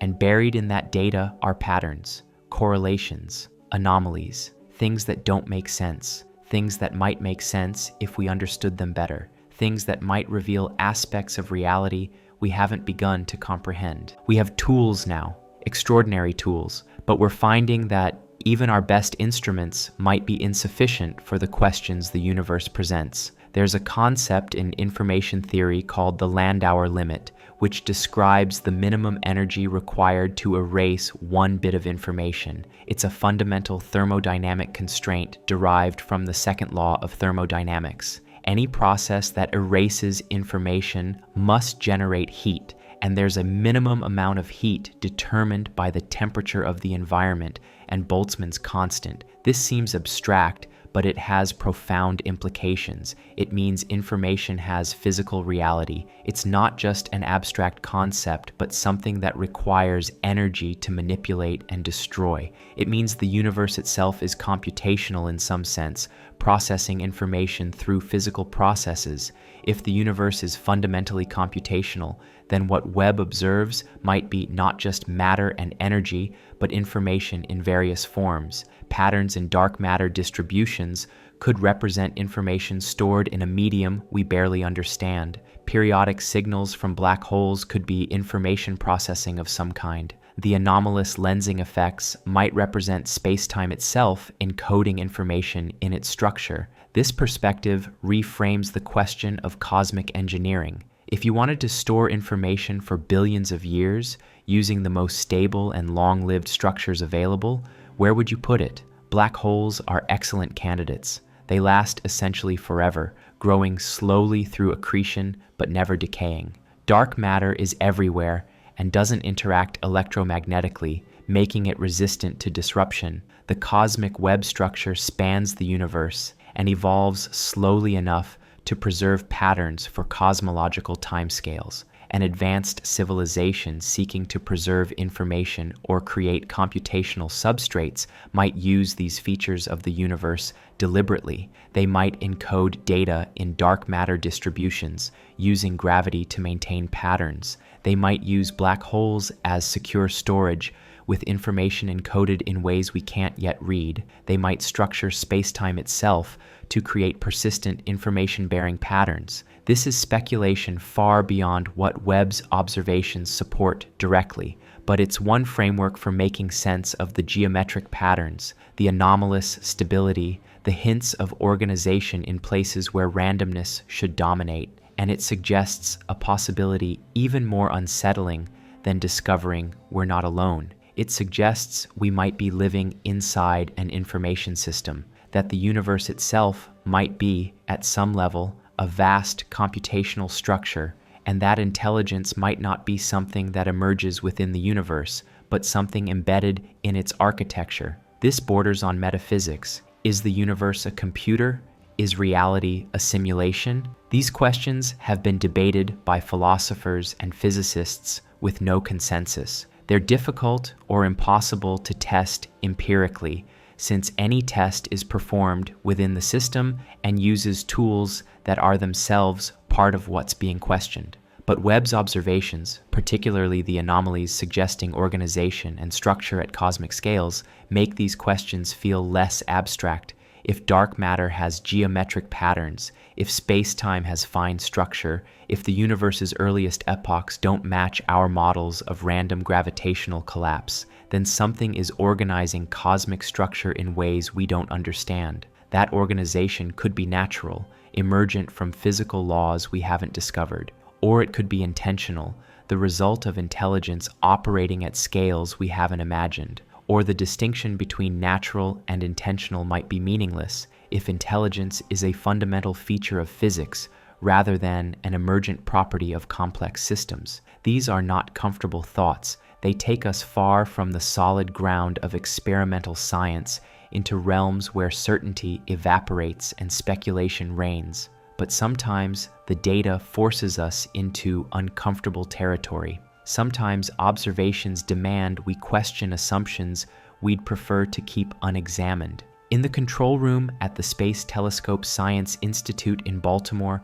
operators monitor Webb's systems and coordinates observations. The telescope itself is autonomous, following programmed sequences without real-time human control.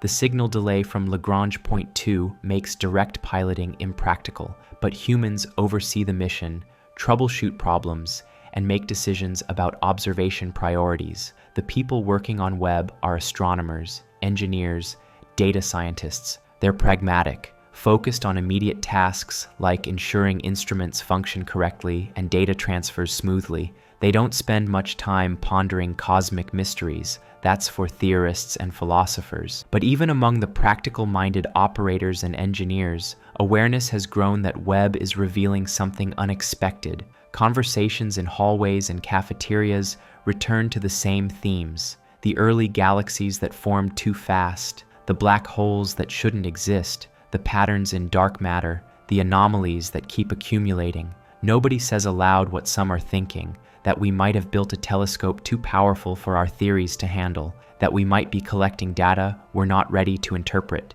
that we might be seeing things we don't want to acknowledge, because acknowledging them would mean accepting how little we understand. One engineer, working late, calibrating an instrument, thought about the photons arriving at Webb's mirror. Each one traveled for billions of years, crossing vast distances, surviving cosmic expansion and gravitational perturbations, finally reaching this carefully positioned telescope 1,000,000 miles from Earth. What information do those photons carry?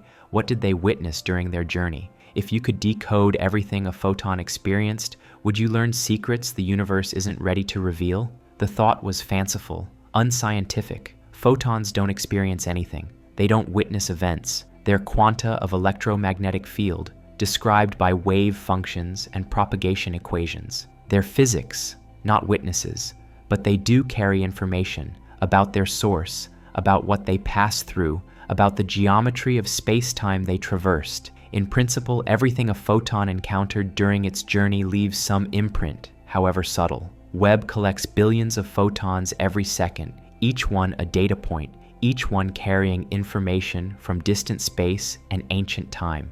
Collectively, they paint pictures of the cosmos in wavelengths our eyes can't see. And those pictures don't match what we expected to find. The engineer finished the calibration and filed the report. The telescope was functioning perfectly, all systems nominal, data collection proceeding as planned.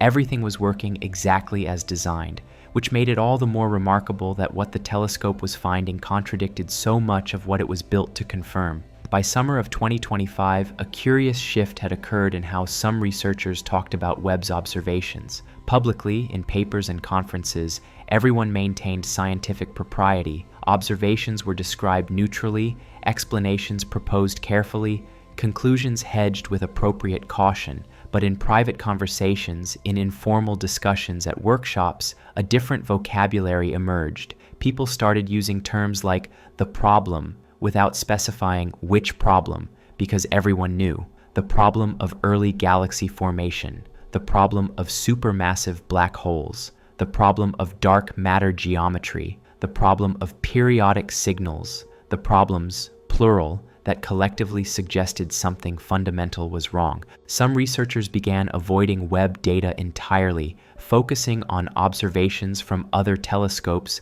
that produced more conventional results. Not out of cowardice, but out of exhaustion. Every Webb observation seemed to create more questions than answers. Working with the data meant constant frustration, endless puzzles, criticism from colleagues who thought you were seeing patterns that weren't there. It was easier to work on problems that had solutions, to study phenomena that fit within established frameworks, to contribute to science's incremental progress rather than wrestling with observations that threatened to overturn everything. But others dove deeper into Webb data, driven by the conviction that the anomalies meant something important. They formed informal working groups, sharing data and ideas outside traditional academic channels. They looked for correlations between different types of observations, trying to find unifying patterns that might suggest a comprehensive explanation. One such group, composed of cosmologists, astrophysicists, and data scientists from institutions around the world, began calling themselves the Anomaly Collective. The name was half-joking, but the work was serious. They systematically cataloged every unexplained observation in Webb data, cross-referenced different phenomena, and looked for any organizing principles that might make sense of the chaos. They found correlations that seemed meaningful but resisted interpretation. Galaxies with unusually rapid early formation tended to be located in regions where dark matter showed geometric patterns. Black holes with anomalously large masses were more likely to emit periodic signals. Lensing anomalies occurred more frequently near large-scale structures in the cosmic web. These correlations could be coincidences. Sample sizes were small, statistical significance marginal, but they suggested that the various anomalies might not be independent, that whatever was causing one type of observation might be related to what was causing others. The collective debated what this might mean. Were they seeing signatures of new physics, evidence of cosmic engineering, artifacts of systematic errors in data processing, or just the inevitable noise that appears when you look at enough data and search for patterns? They couldn't reach consensus. Every explanation someone proposed, someone else could find problems with. Every correlation someone highlighted, someone else could explain as coincidence. But they kept working, driven by the sense that something important was hiding in the data, waiting to be recognized. In September 2025, Webb observed a galaxy designated HD1, previously identified as one of the most distant galaxies known. Follow-up spectroscopy was designed to confirm its distance and analyze its composition. The spectroscopy revealed something no one expected. The galaxy's light showed emission lines from hydrogen and helium as anticipated, but it also showed lines from elements that shouldn't exist in such an early galaxy: carbon, nitrogen, oxygen, elements that require stellar nucleosynthesis over multiple generations. This was similar to previous observations of early galaxies with unexpected chemical enrichment, but HD1 showed something else: emission lines from technetium. Technetium is element 43, notable for having no stable isotopes. Every form of technetium is radioactive, decaying over timescales ranging from hours to millions of years. It exists on Earth only in trace amounts, produced in nuclear reactors or particle accelerators, or found in uranium ores as a decay product. Technetium is produced in stars during certain nuclear processes, particularly in red giants during specific phases of their evolution. Astronomers have detected it in stellar atmospheres, confirming theories of stellar nucleosynthesis, but finding technetium in a galaxy observed as it appeared 13 billion years ago created a timing problem. The galaxy's light left when the universe was young. The technetium we detected was produced back then, but technetium decays. Even the longest-lived isotope, technetium-98, has a half-life of 4.2 million years. Over 13 billion years, any technetium produced in that galaxy would have completely decayed countless times over. We shouldn't be able to detect it at all. The emission lines should have faded billions of years ago, yet there they were, clear technetium lines in the spectrum, as though the element was being continuously produced and maintained in the galaxy, even as we observed it in the ancient past. This made no sense causally. We were observing light from billions of years ago. The technetium producing those emission lines existed billions of years ago. It should have decayed long before the light reached us. But decay happens to the atoms themselves, not to the light carrying information about them. The light should show technetium lines as they were when the light was emitted, not as they would be after billions of years of decay, unless something was wrong with how we understood time, light propagation, or decay processes. The team analyzing HD1's spectrum checked and rechecked their results. The lines were real. They corresponded to technetium transitions documented in laboratory spectroscopy. There was no ambiguity in identification. They looked for alternative explanations. Perhaps the lines were from some other element with similar transitions? No, the wavelength matches were too precise. Perhaps instrumental artifacts? No, the lines appeared consistently across multiple observations and weren't present in calibration data. Perhaps the technetium had been continuously produced by some ongoing nuclear process in the galaxy, maintaining a steady-state abundance despite decay. This was theoretically possible, but would require specific conditions that seemed unlikely to persist over cosmic timescales. And even if technetium was being continuously produced in the galaxy billions of years ago, that process should have ended long before the light reached us. We should see technetium lines corresponding to whatever the abundance was when the light was emitted, and that abundance would reflect whatever production and decay balance existed then. The timing didn't work. Nothing about the observation made sense within standard physics. One team member suggested, tentatively, that perhaps we were seeing technetium because it was still being produced, not billions of years ago when the light was emitted, but now, somehow, through a mechanism that linked the distant galaxy to the present moment. This was absurd on its face. Causality doesn't work that way. Events in a distant galaxy can't affect the light that left billions of years ago. The past is past. Light carries information from when and where it was emitted, not from what happens to its source afterward. Except in quantum mechanics, things get strange. Quantum entanglement allows correlations between separated systems that seem to violate locality. The EPR paradox and Bell's theorem show that quantum mechanics is non-local in ways that troubled Einstein. Particles can be correlated such that measuring one instantaneously affects the other, regardless of distance. But this is correlation of measurement outcomes, not causal influence. You can't use entanglement to send information faster than light. The non-locality is subtle, restricted to correlations that don't permit signaling. Extending quantum non-locality to astrophysical observations of ancient galaxies required leaps that made most physicists uncomfortable. But the technetium lines demanded explanation, and conventional explanations weren't working. The HD-1 observation remained unpublished for months while the team debated what to do. Publishing would invite skepticism and demands for explanation they couldn't provide.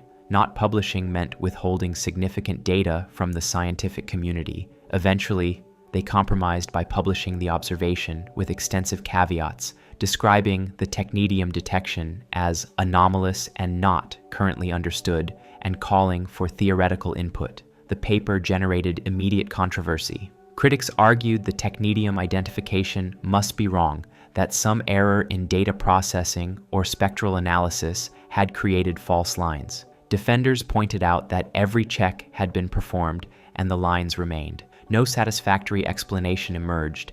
The technetium in HD-1 remained a mystery, another data point that didn't fit, another observation that suggested something was profoundly wrong with our understanding of how the universe works. As 2025 progressed, a sense of unease spread through the astronomical community. Not panic, not crisis, but a growing awareness that Webb was revealing a universe that didn't match theoretical predictions. Conference presentations increasingly featured phrases like challenges current models and requires further investigation. Papers accumulated in archives describing observations that contradicted expectations. The public remained largely unaware. Press releases about Webb emphasized the telescope's successes, beautiful images, confirmed discoveries, expansion of knowledge, and these were genuine achievements. Webb had delivered on its promises magnificently, but the anomalies were downplayed or omitted from public communication, partly because scientists didn't understand them well enough to explain confidently, partly because describing observations that contradicted established physics risked undermining public trust in science, partly because the implications, if taken seriously, were unsettling enough that nobody wanted to alarm people unnecessarily. Still, rumors circulated. Online forums discussed leaked observations. Amateur astronomers analyzed publicly released data and found their own anomalies. Speculation flourished about what Webb was really finding. Some speculation was wild. Aliens, ancient civilizations,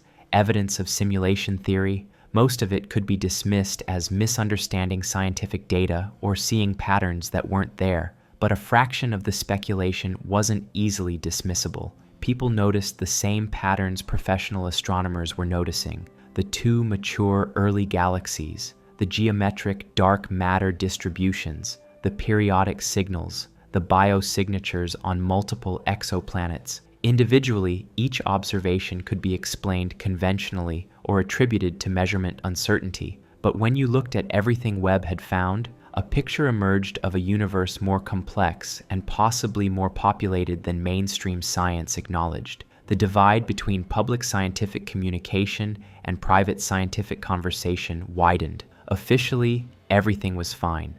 Webb was working beautifully, producing amazing science, expanding our knowledge. Unofficially, many researchers were deeply puzzled, even troubled, by what the data showed. This divide couldn't persist indefinitely. Eventually, either the anomalies would be explained conventionally and the tension would resolve, or they would accumulate to the point where acknowledging them publicly became unavoidable. The universe is vast beyond human comprehension. The observable universe contains perhaps 2 trillion galaxies, each with hundreds of billions of stars. The number of planets likely numbers in the hundreds of quintillions. Against these numbers, the idea that we're alone seems almost absurd. Life emerged on Earth within a few 100 million years after conditions became suitable. If this is typical, billions of worlds might host biology. If even a tiny fraction develop intelligence and technology, the universe should contain countless civilizations. Yet we see nothing, hear nothing. The silence persists, despite increasingly sensitive searches and increasingly sophisticated instruments. The Fermi paradox frames this silence as a mystery. Where are they? If intelligent life is common, evidence should be everywhere, but evidence is absence. Webb's observations haven't resolved this paradox. If anything, they've deepened it. Finding potential biosignatures on multiple exoplanets suggests life might be common, but finding no obvious signs of intelligence suggests intelligence is either rare or hidden, unless we're looking in the wrong way. Unless intelligence at cosmic scales manifests differently than we expect. We imagine advanced civilizations building megastructures, terraforming planets, colonizing star systems. We picture Dyson spheres, ring worlds, artificial worlds. We expect visible modifications of environments, energy signatures, communication signals. But what if advanced civilizations don't do any of these things? What if they develop in directions we haven't anticipated, using technologies we don't recognize, pursuing goals we can't imagine? What if they manipulate dark matter instead of building with normal matter? What if they engineer space-time instead of constructing megastructures? What if they operate across dimensions we can't perceive, with their work visible only as statistical anomalies and unexplained patterns? This would explain the silence. They're not absent, they're everywhere, but operating at scales and through mechanisms we barely detect. The geometric patterns in dark matter distributions, the periodic signals from black holes, the anomalous lensing effects, these might not be natural phenomena waiting for conventional explanation. They might be the shadows cast by intelligence we can't directly perceive. This interpretation is speculative to the point of irresponsibility if presented as scientific conclusion, but it's one framework that makes sense of otherwise inexplicable observations, and it suggests a possibility more humbling than discovering we're alone, that we're surrounded by intelligence vastly beyond our own, operating at scales that make our entire technological civilization irrelevant by comparison, that we're not even players in the cosmic game, just observers so far beneath the level of actual activity that we can barely detect hints of what's happening. From this perspective, our situation resembles ants in a garden. They're surrounded by human activity, tools, structures, modifications of their environment, but they can't perceive most of it. They see only local effects, fragments of a reality too large for their comprehension. We might be the ants, and Webb might be giving us our first glimpses of the garden. The James Webb Space Telescope continues its mission. It will observe for years more, collecting data, revealing the universe in wavelengths invisible to human eyes. Its observations will continue challenging our theories, forcing us to confront how much we don't understand. This is not a comfortable process. Science thrives on understanding, on having models that predict and explain. When observations don't match models, when predictions fail, when phenomena resist explanation, science enters uncertain territory. But uncertainty is where progress happens. When everything fits neatly into existing frameworks, science becomes incremental, refining numbers, filling in details, extending applications. Important work, but not revolutionary. Revolution comes from anomalies, from observations that don't make sense, from the uncomfortable realization that our theories, however successful they've been, might be incomplete or wrong. Webb is providing those anomalies, more of them than anyone anticipated, enough that the standard frameworks of cosmology and astrophysics are showing strain.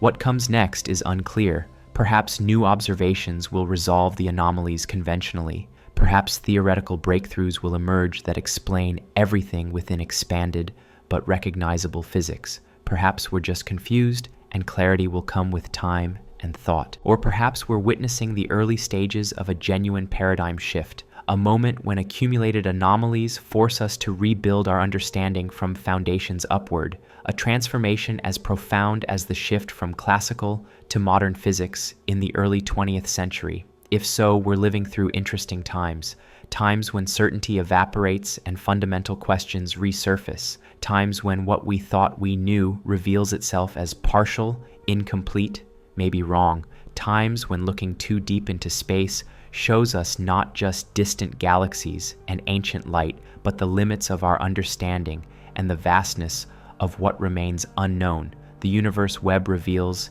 is not the comfortable cosmos of textbooks and models. It's stranger, more complex, possibly more populated. It's a universe that doesn't quite make sense yet, that challenges our assumptions, that suggests reality is far richer than our theories capture. Whether this is terrifying or exhilarating depends on temperament. For those who need certainty, who find comfort in understanding, Webb's observations are disturbing. They undermine confidence, raise doubts, suggest we know less than we thought. For those who embrace mystery, who find wonder in questions without answers, Webb is a gift. It reveals how much remains to be discovered, how vast the unknown still is, how far we have yet to go in understanding the cosmos we inhabit. The telescope will continue observing, the data will continue accumulating, the anomalies will persist or be explained. Science will adapt, eventually, developing new frameworks that better match observations. But for now, in this moment, we exist in uncertainty, looking at images from the edge of space and time, seeing things that shouldn't exist, patterns that shouldn't be there, hints that the universe is not what we thought. The James Webb Space Telescope looked deep into space. What it found challenges everything, and we're only beginning to understand what that means. The universe Webb reveals is not the comfortable cosmos of textbooks and models. It's stranger, more complex, possibly more populated. It's a universe that doesn't quite make sense yet, that challenges our assumptions, that suggests reality is far richer than our theories capture. Whether this is terrifying or exhilarating depends on temperament. For those who need certainty, who find comfort in understanding, Webb's observations are disturbing. They undermine confidence, raise doubts, suggest we know less than we thought. For those who embrace mystery, who find wonder in questions without answers, Webb is a gift. It reveals how much remains to be discovered, how vast the unknown still is, how far we have yet to go in understanding the cosmos we inhabit. The telescope will continue observing. The data will continue accumulating. The anomalies will persist or be explained. Science will adapt, eventually developing new frameworks that better match observations. But understanding what Webb has shown us requires stepping back from individual observations and considering what they collectively suggest about our place in the cosmos. Every civilization that looks outward must eventually confront a fundamental question. Are we seeing the universe as it actually is, or are we seeing only what our instruments and theories allow us to perceive? For most of human history, this question was purely philosophical. We looked at the stars with naked eyes and constructed stories, gods and heroes traced across constellations, celestial spheres rotating in perfect circles. The universe was what we could see, and what we could see was limited by biology and imagination. The invention of the telescope changed everything. Suddenly, the universe had features invisible to unaided vision: moons orbiting Jupiter, rings around Saturn, galaxies beyond the Milky Way. Each improvement in observational capability revealed new layers of reality we hadn't known existed. Webb represents the latest step in this progression.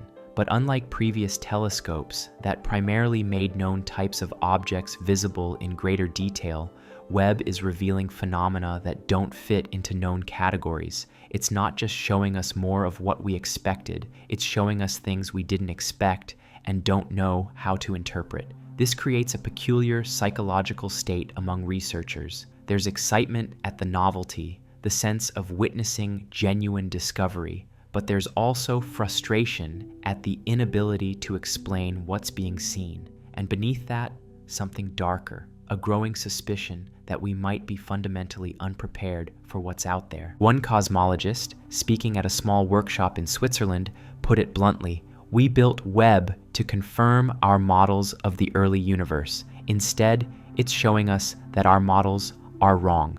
Not wrong in details we can fix with adjustments, wrong in ways that suggest we're missing something fundamental. And the more data we collect, the worse it gets. Every new observation makes the universe stranger. At some point, we have to face the possibility that we're not just wrong about specifics.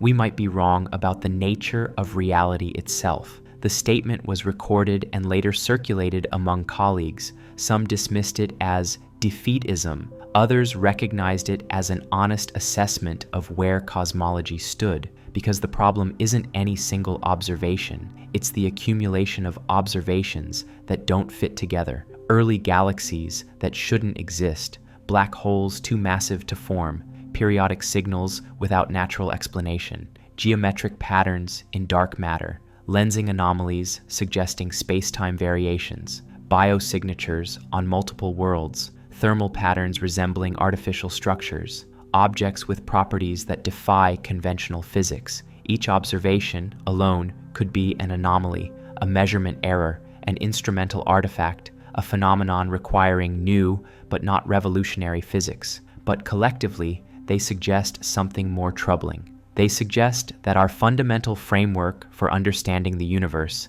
the combination of general relativity, quantum mechanics, and the standard model of particle physics, is incomplete in ways we haven't appreciated. Physics in the 20th century underwent two major revolutions. Relativity showed that space and time aren't absolute, but relative, that gravity is geometry, that the universe has a structure more subtle than Newton imagined. Quantum mechanics showed that reality at small scales is probabilistic, that particles are waves, that observation affects what's being observed. These revolutions were driven by observations that didn't fit classical physics: the orbit of Mercury, the spectrum of blackbody radiation, the photoelectric effect, anomalies that required new thinking, new mathematics, new conceptual frameworks. We might be at the threshold of a third revolution. Webb's observations are the new anomalies, the data points that don't fit existing frameworks. What's missing is the theoretical breakthrough that makes sense of them. Some researchers believe that breakthrough will come from better understanding dark matter and dark energy. If we can identify what these substances actually are, not just how they behave gravitationally, we might unlock new physics that explains Webb's anomalies naturally. Others think the breakthrough will come from quantum gravity, the long-sought theory that unifies quantum mechanics and general relativity. Such a theory might predict phenomena visible at cosmic scales that we haven't anticipated. Still, others suspect the answer lies in reconsidering fundamental assumptions about space, time, and information. Perhaps the universe isn't fundamentally continuous, but discrete. Perhaps time doesn't flow uniformly everywhere. Perhaps information has physical properties we haven't recognized. These are directions for future research, paths that might lead to understanding, but they're also admissions that we don't currently understand, that we're working with incomplete theories, provisional frameworks, models that work well within tested domains, but break down when pushed to extremes. And Webb is pushing us to those extremes. Looking back to the first moments after the Big Bang, observing the most distant objects in the universe, measuring phenomena at scales where quantum effects and gravitational effects might both be important. At these extremes, our theories should start showing their limitations. That's expected. What wasn't expected was how dramatically they'd fail, how many observations would contradict predictions, how quickly confidence would erode. There's a concept in epistemology called the problem of induction. It addresses the question of how we know that patterns observed in the past will continue in the future. We see the sun rise every morning and conclude it will rise again tomorrow. But this conclusion isn't logically necessary. It's based on induction, reasoning from observed cases to general principles. Science operates through induction. We observe regularities, formulate laws, make predictions. When predictions are confirmed, confidence in our laws increases. When predictions fail, laws must be revised. The success of physics over the past few centuries has been extraordinary. Predictions confirmed to astonishing precision. The orbit of Mercury explained by relativity. The spectrum of hydrogen explained by quantum mechanics. The existence of antimatter, neutrinos, black holes, gravitational waves, all predicted theoretically and later observed. This success breeds confidence that our methods work, that our theories capture something true about reality, and within tested domains, this confidence is justified, but Webb is taking us outside tested domains. We've never directly observed the universe 300 million years after the Big Bang. We've never studied supermassive black holes at cosmic dawn. We've never had instruments capable of detecting biosignatures on distant exoplanets or mapping dark matter distributions with such precision. We're inducing from observations in one domain, the relatively nearby, relatively recent universe we've studied extensively, to make predictions about domains we haven't observed, and we're finding that the induction doesn't work reliably. The patterns we thought were universal aren't holding up. This is epistemologically unsettling. It suggests our confidence was premature, that we generalized from incomplete data, that reality is more varied than our local observations suggested. It's also scientifically exciting, because finding where theories break down is how we learn what we're missing. The anomalies Webb is revealing are clues to deeper understanding, signposts pointing toward new physics. But getting from clues to understanding requires something we don't yet have, a theoretical framework that makes sense of the anomalies. And creating such a framework might require reconsidering assumptions so fundamental that we barely recognize them as assumptions rather than facts. What if time really doesn't flow uniformly? What if the early universe operated under different physical laws than the present universe? What if space itself has structure at scales we haven't detected? What if information propagates through channels we haven't discovered? These questions challenge deeply held intuitions about how reality works. They force us to question not just our theories, but our capacity to understand. If the universe operates in ways fundamentally alien to human intuition, can we ever fully comprehend it? Or are we limited by the cognitive architecture of brains evolved to navigate terrestrial environments rather than cosmic physics? Some researchers find this possibility liberating. It removes the pressure to have answers, replacing it with license to speculate freely about exotic possibilities. If conventional physics can't explain observations, then maybe nothing is off the table. Maybe we should consider ideas previously dismissed as too radical. Others find it depressing. They entered science to understand reality, and the prospect that reality might be incomprehensible is existentially troubling. If our best theories can't account for observations, if phenomena persist that resist explanation, then what's the point? Are we just collecting data without meaning, documenting a universe we'll never truly understand? The tension between these perspectives runs through contemporary astronomy and cosmology, excitement and despair, wonder and frustration, hope that breakthrough is imminent, and fear that we're fundamentally out of our depth. In December 2025, a small conference was held in Leiden, Netherlands, bringing together cosmologists, theoretical physicists, and philosophers of science to discuss Webb's observations and their implications. The meeting was invitation only, deliberately kept small to encourage frank discussion without career concerns inhibiting honesty. For 3 days, participants presented data, proposed explanations, and debated interpretations. The atmosphere was collegial but intense. These were people who devoted their careers to understanding the universe, now confronting evidence that their understanding was inadequate. On the final evening, during an informal dinner, conversation turned philosophical. Someone asked, "If we can't explain what Webb is showing us, does that mean the universe is inexplicable, or just that we haven't found the right explanation yet?" The question hung in the air. Nobody rushed to answer. Finally, an older cosmologist, someone who'd worked on the original theoretical predictions for the cosmic microwave background, spoke. "When I was young, we thought we understood the universe pretty well. General relativity explained gravity. Quantum mechanics explained atoms. The Big Bang explained cosmic origins. We had questions, certainly, but we thought they were technical details to be worked out within known frameworks. He paused, sipping wine. Then we discovered dark matter. Suddenly, most of the universe was made of something we didn't understand. Then dark energy. Now most of the universe's energy is something else we don't understand. And now Webb shows us that even the small fraction we thought we understood, ordinary matter, normal galaxies, conventional physics, doesn't behave as we predicted. Another pause. The pattern is clear. The more we learn, the less we understand. Every answer generates new questions. Every observation reveals deeper mysteries. Maybe that's just how it is. Maybe reality has infinite depth, and we're like people climbing a mountain that gets steeper the higher we go. We make progress, but the summit keeps receding. Someone else added, or maybe we're climbing the wrong mountain entirely. Maybe our entire approach is misguided, and we need fundamentally different methods to understand what's out there. The conversation continued late into the night.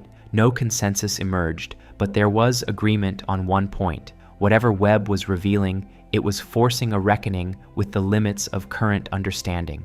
One participant later wrote in her journal, "I've spent 20 years studying galaxy formation.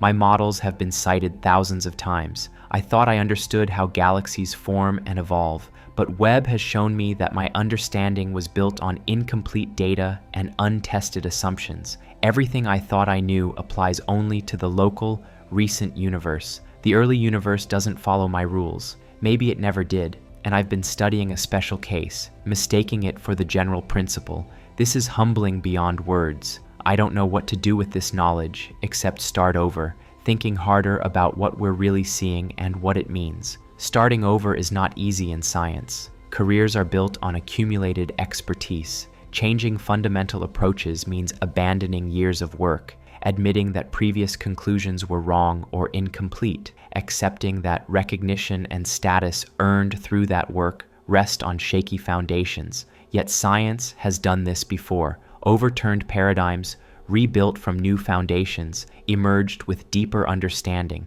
The process is painful but necessary, and Webb might be forcing us into exactly such a process. There's a famous thought experiment in philosophy called the Chinese Room, proposed by John Searle to address questions about artificial intelligence and understanding. Imagine a person in a room who doesn't speak Chinese, but has an extensive manual that tells them how to respond to Chinese inputs with appropriate Chinese outputs. From outside, it appears the room understands Chinese, but the person inside is just following rules without comprehension. Science sometimes resembles the Chinese room.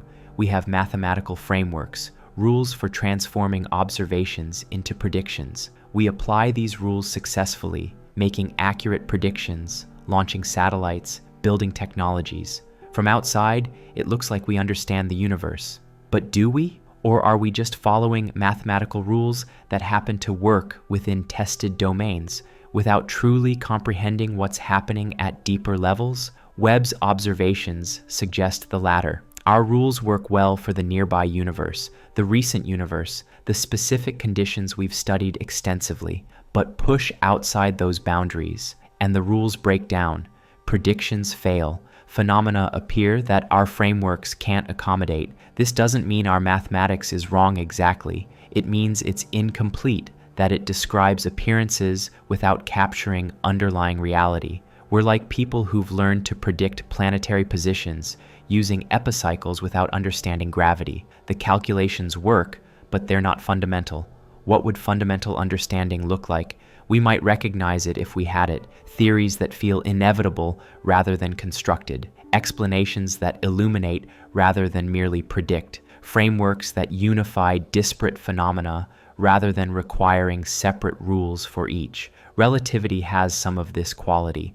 Once you understand that gravity is space-time curvature, many phenomena that seemed unrelated suddenly make sense. The orbit of Mercury, gravitational lensing, time dilation, black holes, all emerge naturally from the same principle. Quantum mechanics is more opaque. It predicts incredibly well, but even physicists debate what it means. The mathematics works, but the interpretation remains controversial a century after the theory's development. We need something like relativity's geometric insight, but applicable to the observations Webb is making. Something that would make early galaxy formation, supermassive black holes, dark matter patterns, and lensing anomalies all emerge naturally from a single framework. Something that would make what currently seems impossible seem obvious. No such framework exists yet, which means we're working with incomplete understanding, trying to make sense of observations that don't fit our categories, hoping that patterns will emerge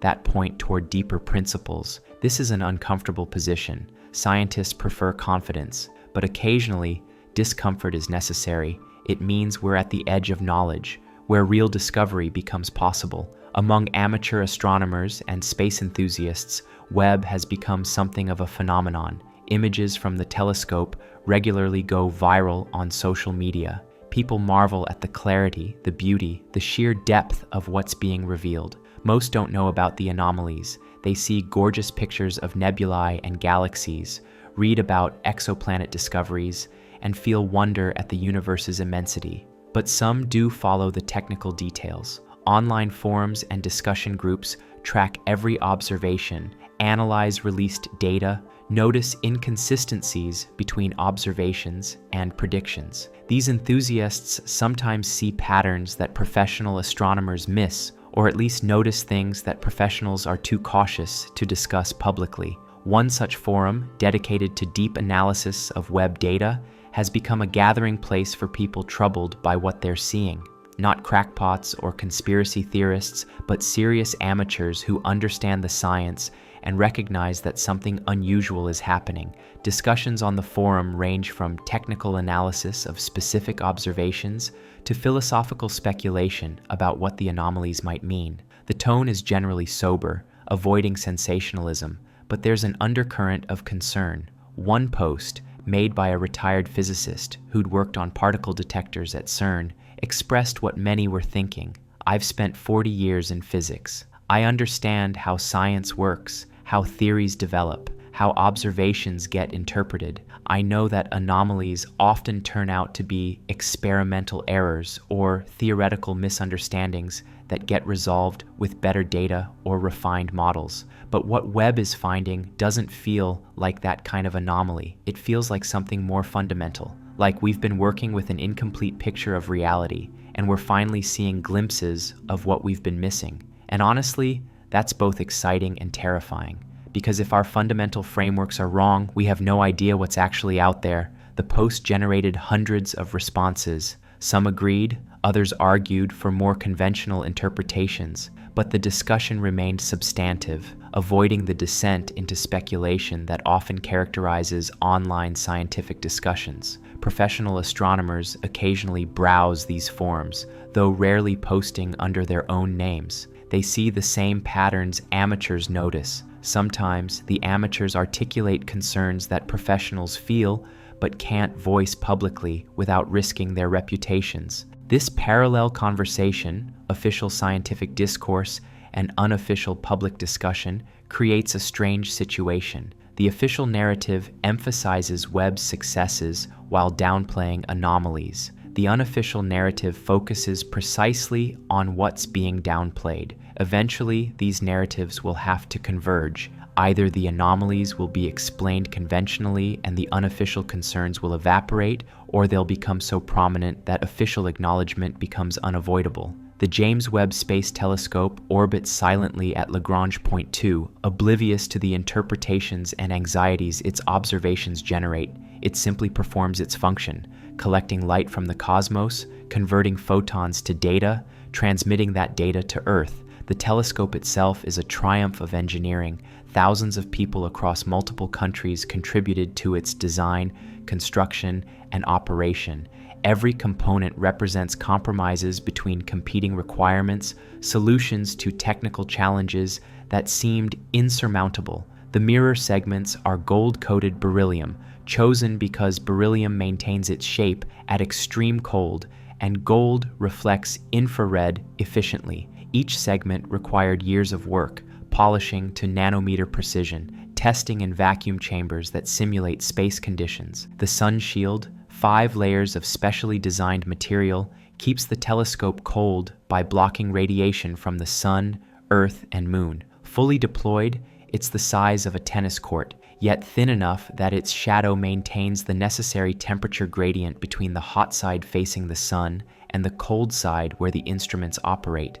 The instruments themselves, cameras and spectrographs covering different infrared wavelengths, represent decades of detector development. Each photon that reaches them has traveled unimaginable distances, and capturing those photons requires sensors of exquisite sensitivity. All this technology, this accumulated human ingenuity, exists for one purpose: to see, to gather information about the universe and send it back to Earth for analysis, and it's working perfectly. Every technical requirement has been met or exceeded. The telescope performs better than its designers hoped. Data quality is exceptional. The mission is succeeding by every engineering metric. What's troubling isn't the telescope, it's what the telescope is revealing. The universe it shows us doesn't match the universe we expected. This disconnect between successful technology and confounding observations is itself revealing. It means our instruments work. We can build telescopes that function precisely as designed, that gather data reliably, that meet extraordinary technical specifications. But we can't predict what those instruments will find. Our engineering capabilities have outpaced our theoretical understanding. We can build tools that peer into regimes we don't comprehend, that reveal phenomena we can't explain. This has happened before. The Large Hadron Collider was built partly to find the Higgs boson, which it did, confirming theoretical predictions. But it was also built to explore physics beyond the standard model, to find supersymmetric particles or extra dimensions or something unexpected. So far, it's found nothing beyond what was already predicted. Webb is the opposite. It was built to confirm cosmological models, and instead it's found anomalies those models can't explain. Not failures of engineering, but failures of prediction. We're extraordinarily good at building things. We're less good at understanding what those things reveal about reality. Our practical capabilities exceed our theoretical comprehension. As 2026 approaches, Webb will enter its 4th year of operations. Observation schedules are planned years in advance, with targets carefully selected to maximize scientific return. The telescope's time is precious, allocated through competitive proposals reviewed by expert panels. Among the approved observations for upcoming cycles are several designed specifically to address anomalies. Follow-up observations of galaxies showing unexpectedly rapid early formation, detailed spectra of exoplanet atmospheres to confirm or refute biosignature detections, extended monitoring of black holes showing periodic emissions, deep surveys of galaxy clusters to study lensing anomalies. These observations will either clarify or deepen the mysteries. They might provide the crucial data that enables theoretical breakthroughs, or they might reveal even stranger phenomena, pushing understanding further beyond reach. Nobody knows which outcome will occur. That's the nature of exploration. You don't know what you'll find until you look. But there's a growing sense among researchers that we're approaching a critical point. The anomalies can't accumulate indefinitely without forcing some kind of resolution. Either explanations will emerge that reconcile observations with theory, or the theoretical frameworks themselves will have to change. Science has faced such moments before and emerged stronger, deeper understanding, more comprehensive theories, better predictions. The process is disruptive, but it's also how progress happens. Yet there's something uniquely unsettling about our current situation. Previous crises in physics involved phenomena that, while strange, still felt comprehensible. Relativity and quantum mechanics were counterintuitive, but they were ultimately logical systems that could be learned and applied. What Webb is revealing feels different, not just counterintuitive, but potentially incomprehensible. Not phenomena that require new mathematics, but phenomena that might resist mathematical description entirely. This is a worst-case scenario for science, encountering aspects of reality that our methods can't grasp. Our instruments can detect, but our theories can't explain. Our observations record, but our minds can't comprehend.